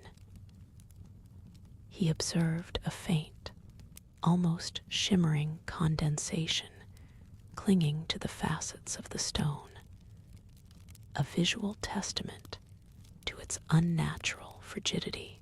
This wasn't a defect. It was an active phenomenon. His meticulously calibrated environment was being subtly, undeniably altered. The air around the mineral felt thicker, almost viscous, carrying the damp, ancient aroma. Stephen extended his hand again, this time with a deliberate, almost scientific curiosity, brushing his fingers against the now visibly chilled surface. The cold did not merely touch his skin, it seemed to sink deeper, into his very bones, a profound, unsettling invasiveness. He felt a faint tremor, not from his own hand, but emanating from within the stone, a low, resonant thrumming that resonated in the quiet of the night. It was as if the mineral pulsed with a faint, unseen life, subtly asserting its presence. The internal chill lingered, an alien sensation. He pulled his hand back slowly, examining his fingertips as if searching for a physical mark of its touch. The earthy scent now mingled with a faint, sharp tang, like distant lightning, a whisper of ozone that prickled at his nostrils. His logical mind, honed by years of intricate surgical precision and global financial analysis, struggled to categorize this anomaly. A fault in the ventilation, a rare geological phenomenon. The profound cold, once localized to the mineral's surface, now seemed to seep into the very air of Stephen's meticulously regulated penthouse office.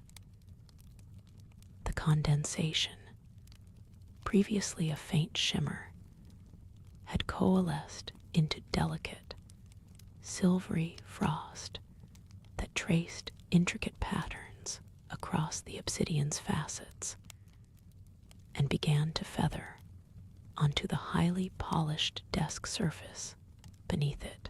Stephen's breath, usually imperceptible in the purified atmosphere, now plumed faintly as he exhaled, a visible testament to the escalating frigidity. The low thrumming, which had been a subtle vibration, resonated more distinctly now, a deep, almost subaudible hum that seemed to vibrate not just in his fingertips, but through the solid floor and up into the bones of the building itself. His advanced environmental controls, usually infallible, registered no anomaly. Yet the air was undeniably colder, thicker, carrying that primal, ancient scent which now smelled faintly of wet stone and distant, forgotten caverns. He activated his internal sensors, hoping for a quantifiable explanation. But his readouts remained stubbornly blank against the undeniable reality. The frost now extended in delicate, fern-like patterns beyond the mineral, lightly dusting the edge of his holographic display, where market data flickered with an almost ethereal sheen. From the obsidian itself, a fine, almost imperceptible mist began to rise, swirling lazily in the cold, still air. It was a visual anomaly that defied the sophisticated filtration and climate control systems Stephen had personally engineered. The deep hum had intensified, now a soft, resonant drone that seemed to fill the very silence of the room, a sound more felt than heard, vibrating at the edge of his perception. The scent, once just a hint, was now a distinct, cool aroma of ozone and primeval rock, a breath from an unimaginably distant past. Stephen moved around the desk, his movements slow and deliberate, a scientific observer confronting a phenomenon that stubbornly refused to adhere to the laws of his known universe. The swirling mist around the obsidian mineral grew more pronounced, catching the faint, ambient light of the city below and diffusing it into a soft, otherworldly glow. The low hum in the room resonated deeper now, a subtle vibration that seemed to course through the very air, touching the nerve endings, creating a faint, unsettling pressure behind Stephen's eyes. He felt a peculiar pull, a faint, almost subliminal current drawing his attention inwards, as if the mineral were broadcasting something beyond physical sensation. This was no longer just a scientific curiosity. It was an intrusion, an active disruption to the sanctuary of his intellect. He felt a deep, almost instinctual unease, a sensation he hadn't known since the operating room, where an unforeseen complication could unravel years of training in an instant.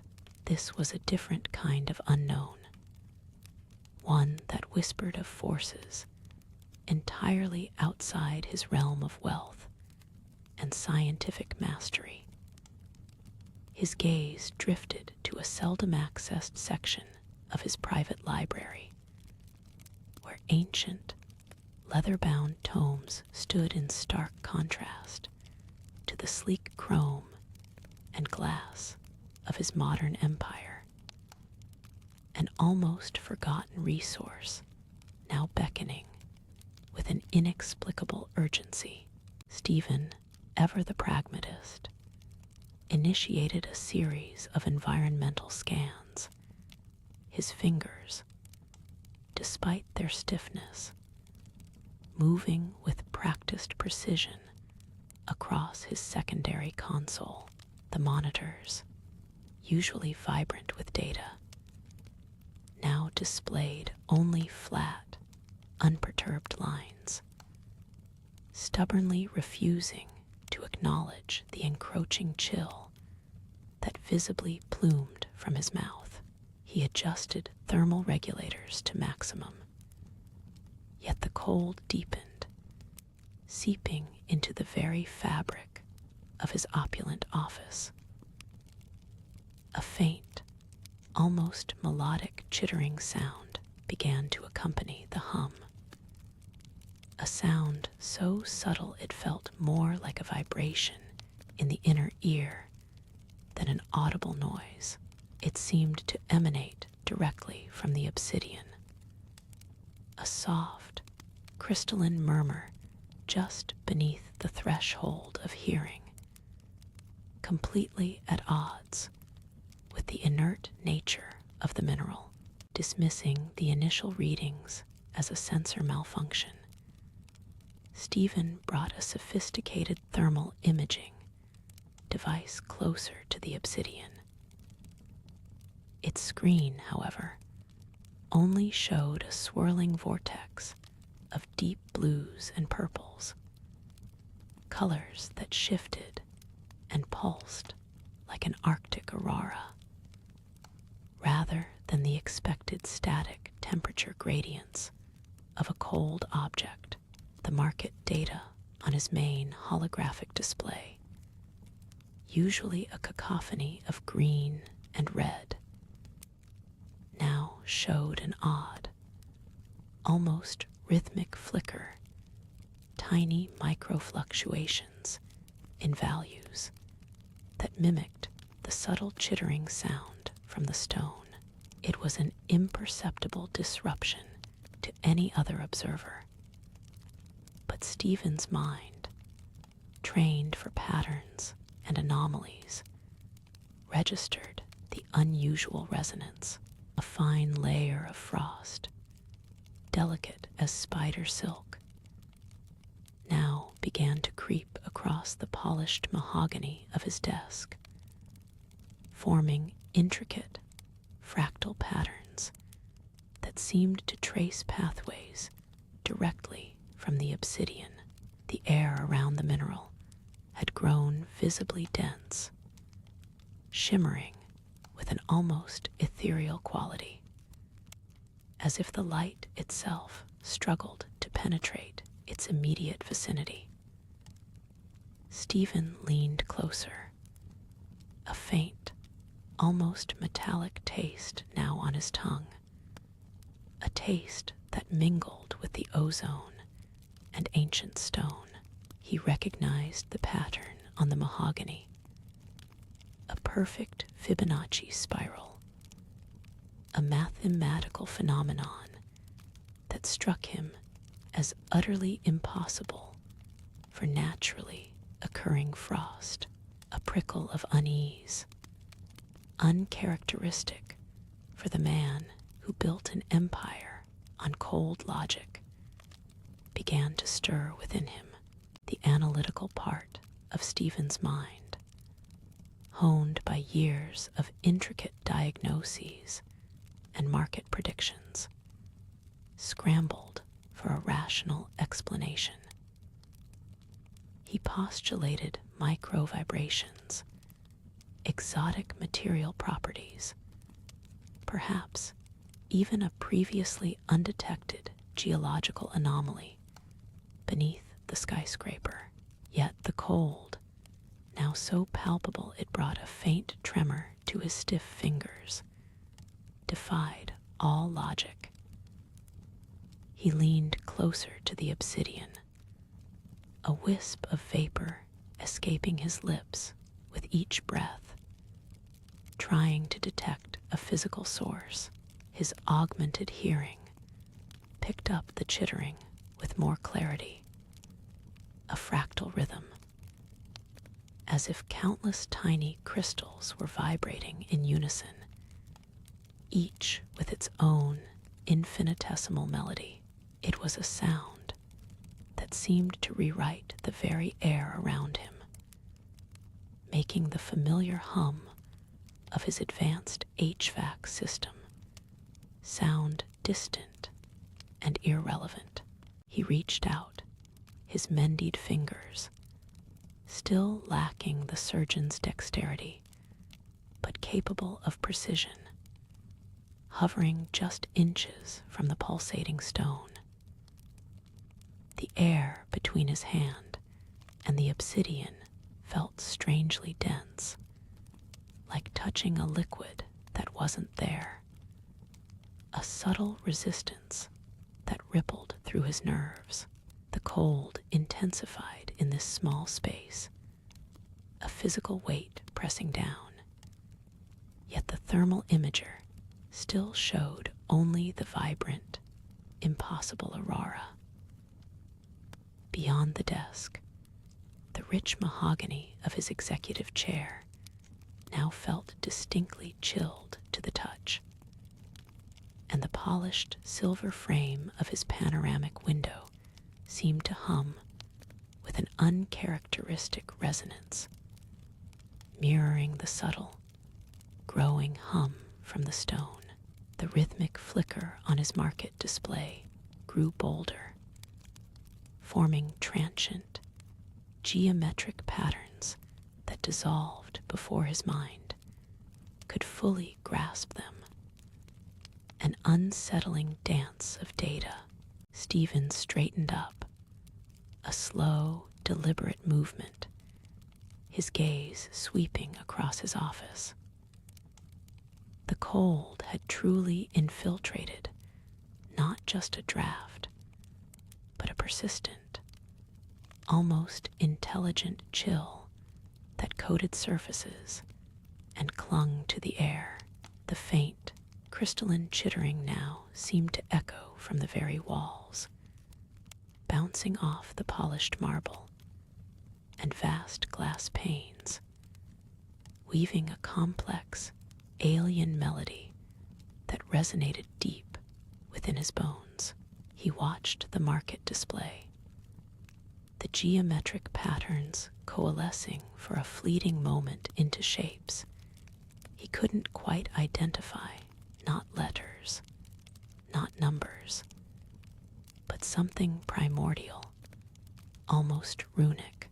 It was then, in the absolute quiet of his high-rise sanctuary, that a long-buried memory surfaced.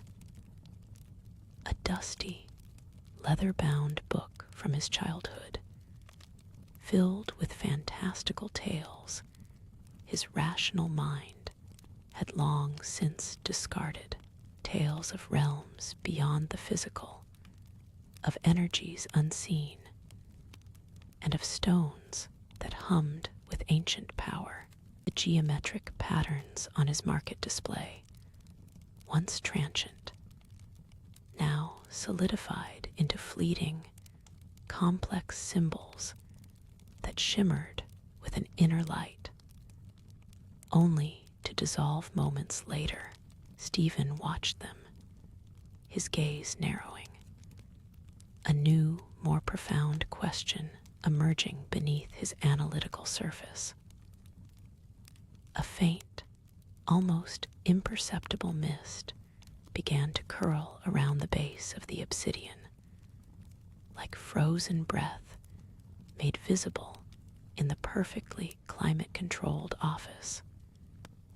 A tangible manifestation of the impossible cold. He gently lowered his hand, his fingers flexing, the phantom sensation of dense, cold liquid still lingering on his skin. He reached for a small, polished silver stylus, a tool usually reserved for signing multi-million-dollar contracts, and touched its tip gingerly to the air near the obsidian.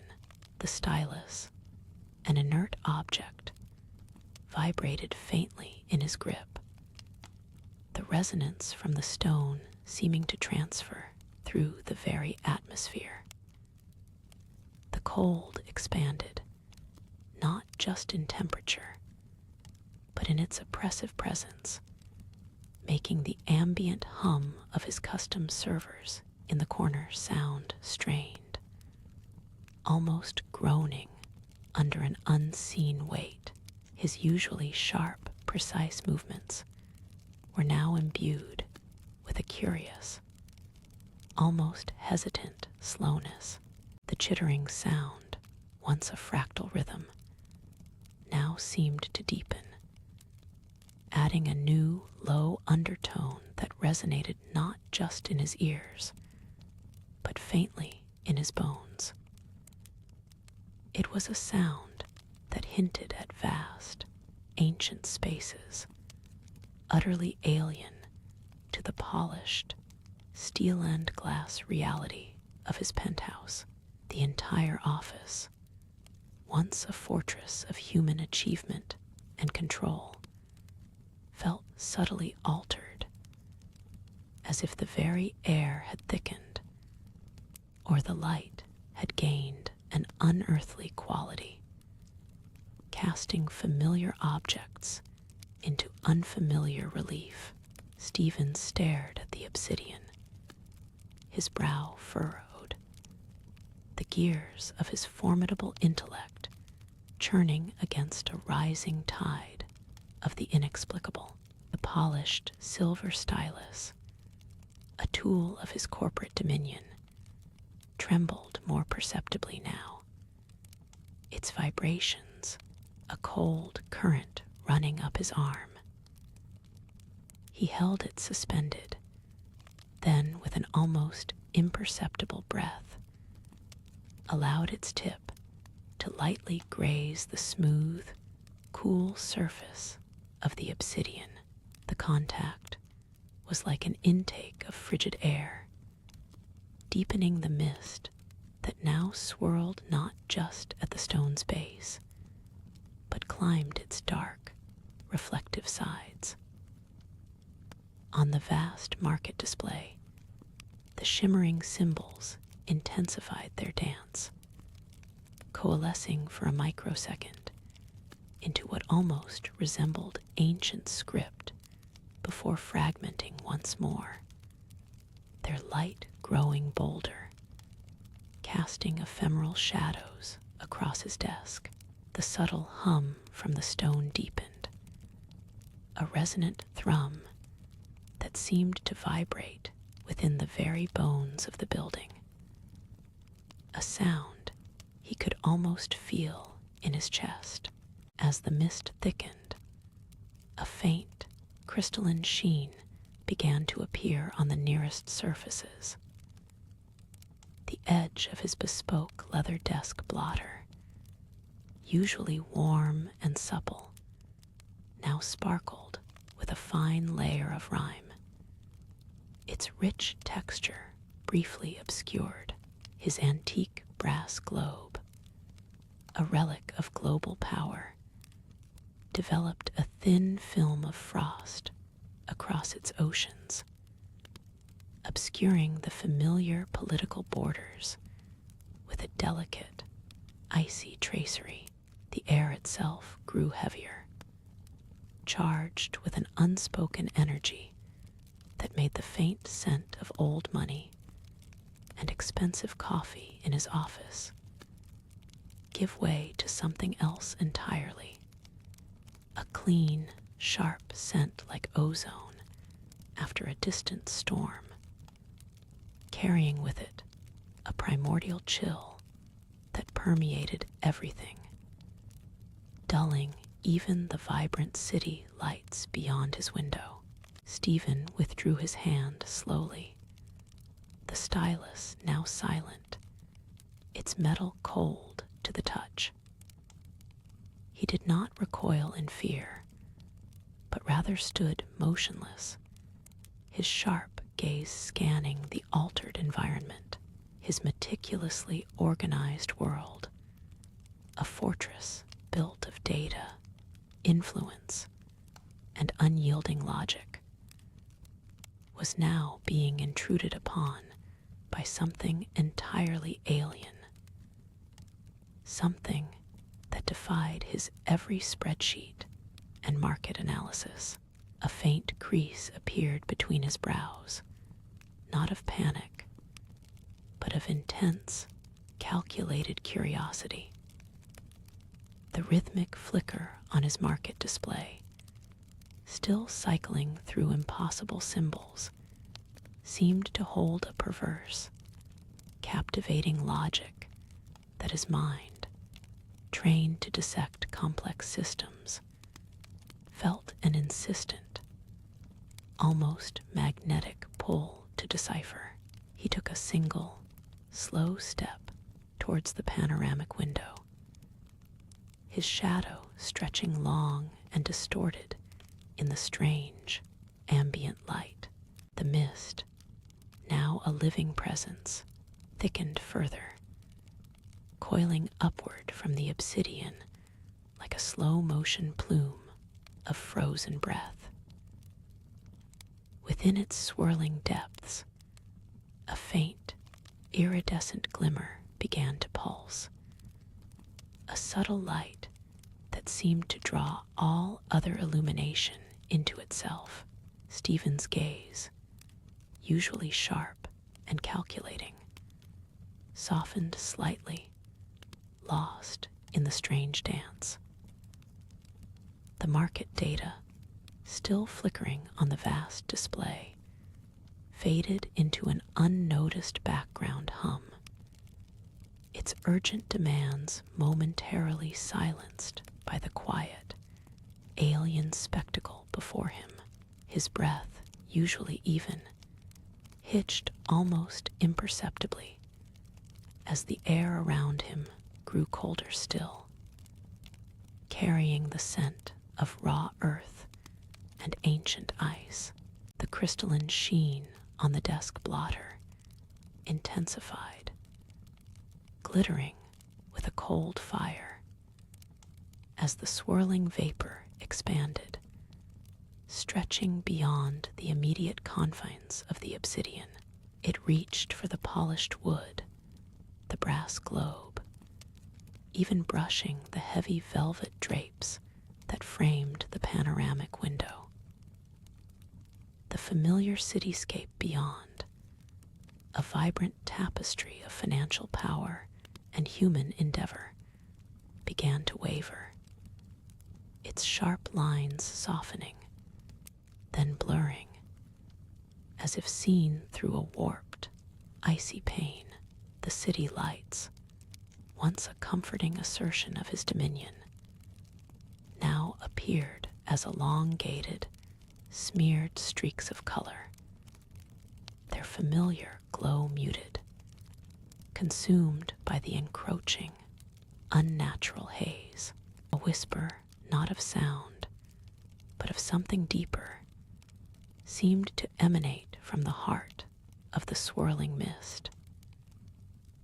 It was a sensation, ancient and profoundly cold, that brushed against the edge of Stephen's consciousness, like the memory of a language he had never learned.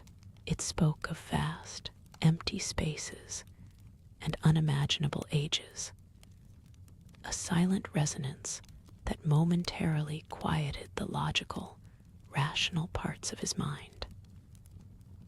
For an instant, the weight of his corporate empire, his accumulated wealth, felt fragile, almost inconsequential against the silent, immense presence that was now undeniably, unsettlingly here.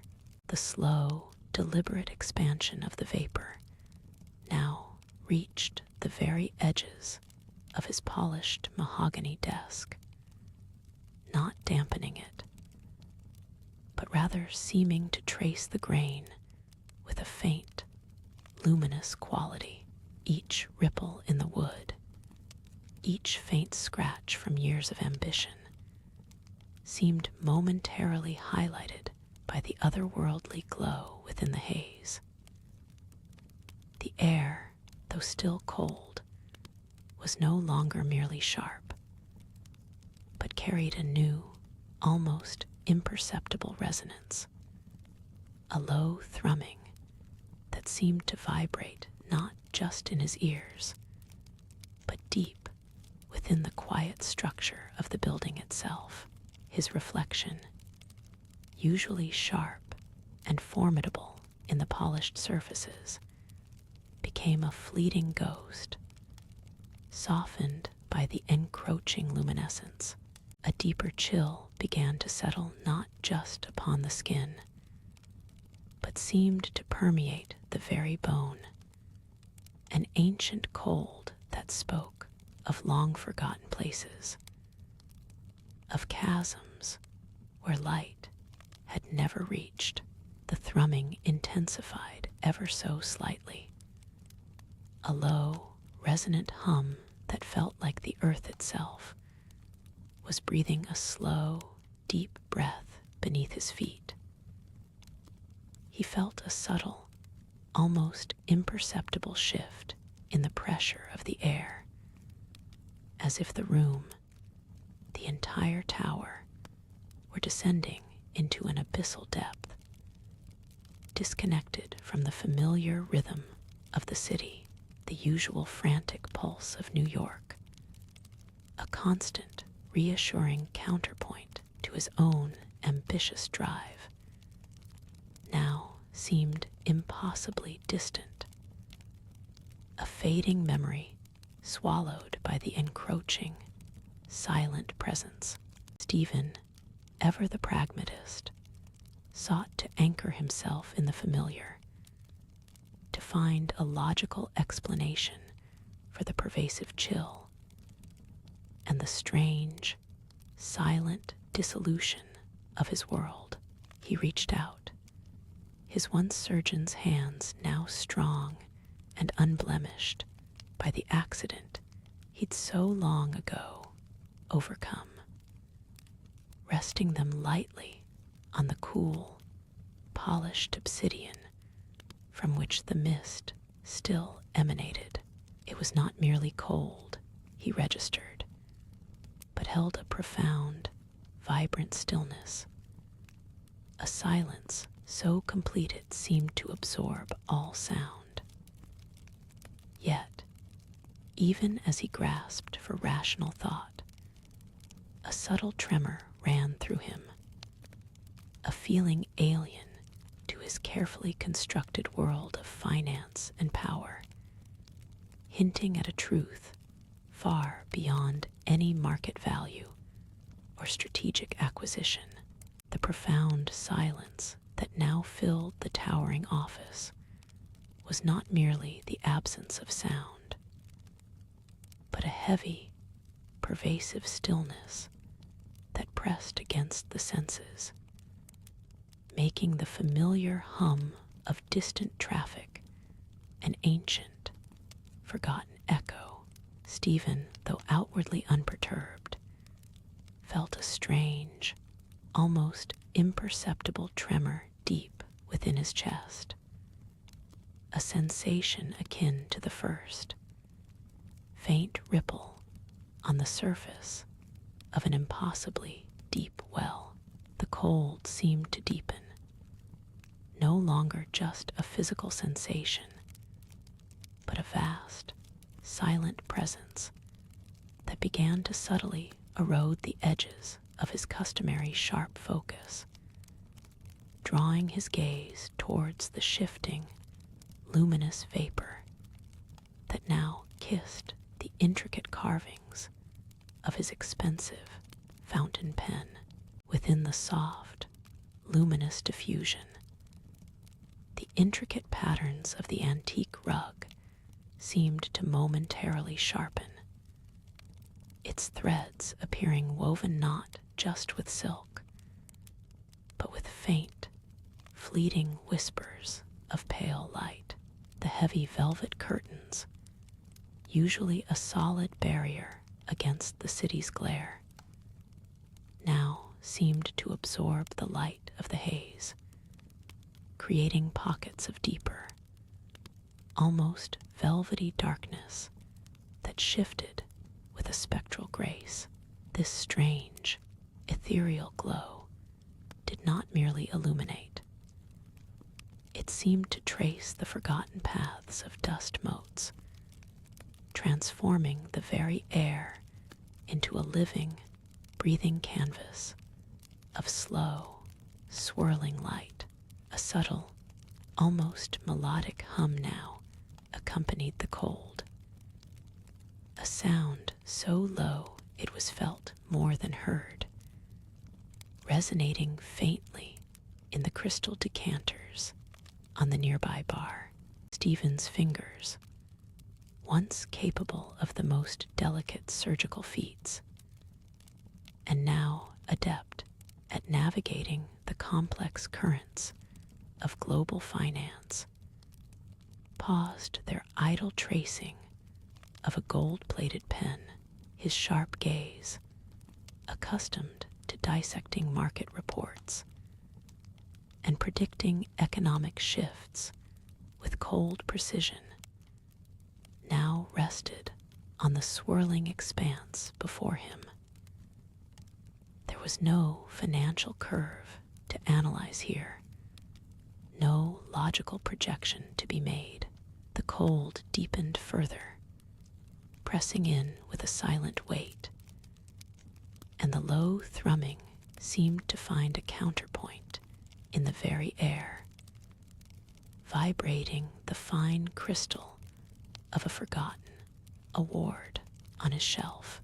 For a fleeting moment, a ghost of a memory of intricate, unseen forces brushed against the edges of his well-ordered mind, quickly dismissed, yet leaving an unsettling, unfamiliar resonance. The luminous vapor, no longer just a distant spectacle that shimmered at the periphery of his impressive office, now drifted with an almost deliberate grace towards Stephen's grand mahogany desk. It coiled gently, an ethereal pale mist around the weighty base of a solid platinum paperweight, a symbol of his unwavering, tangible success. Its soft, internal glow seemed to pulse in a slow, hypnotic rhythm, mirroring the almost imperceptible hum that had now settled deeply into the room's very foundation.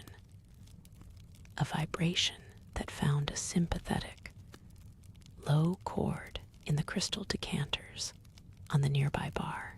Stephen, usually a bastion of steely focus, immune to the trivial distractions of the world, found his gaze drawn with an unwilling fascination to the way the vapor exquisitely caught the faint, cool light from his large, curved monitor.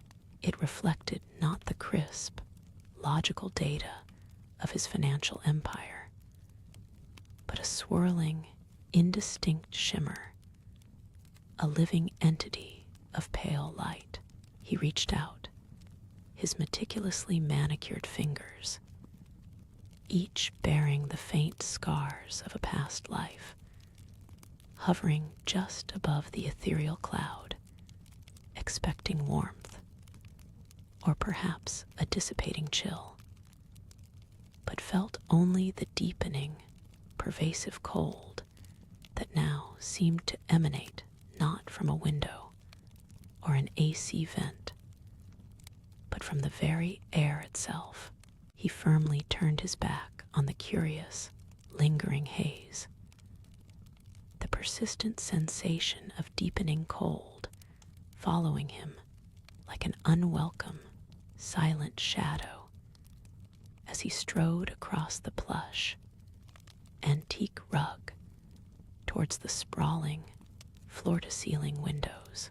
These vast panes of glass presented a dizzying, glittering tapestry of the city below, an indifferent expanse of urban lights that promised only more opportunities for acquisition and expansion. Below, the relentless, familiar pulse of New York continued its tireless rhythm, a distant symphony of honking cabs, wailing sirens, and the ceaseless murmur of millions. Yet tonight it felt strangely muffled, as if filtered through a thick, unseen veil that deadened its usual vibrancy. Reaching the window, he picked up a sleek, obsidian-framed holographic tablet from a charging stand seamlessly embedded in the sill. Its luminous, sapphire blue interface immediately sprang to life, projecting intricate financial models and global market analyses into the air before him.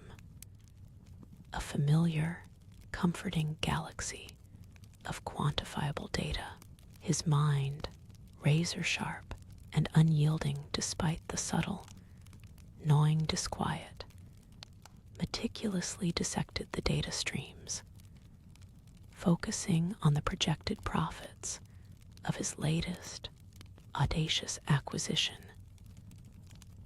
A global tech firm known for its groundbreaking, if ethically dubious, AI innovations.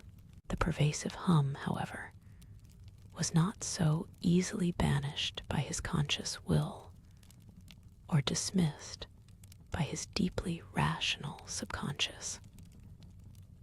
It subtly shifted, a faint, almost melodic change in its resonant frequency, like an unseen instrument tuning itself to a deeper, more ancient chord. As he scrolled through the intricate details of a hostile takeover bid, his eyes scanning columns of figures that promised untold billions. A flicker caught his peripheral vision. On the dark, polished surface of the obsidian desk, a material chosen for its sleek, unforgiving modernity, where the holographic projections occasionally cast errant, shimmering light. A shadow seemed to writhe independently for a brief, disorienting instant.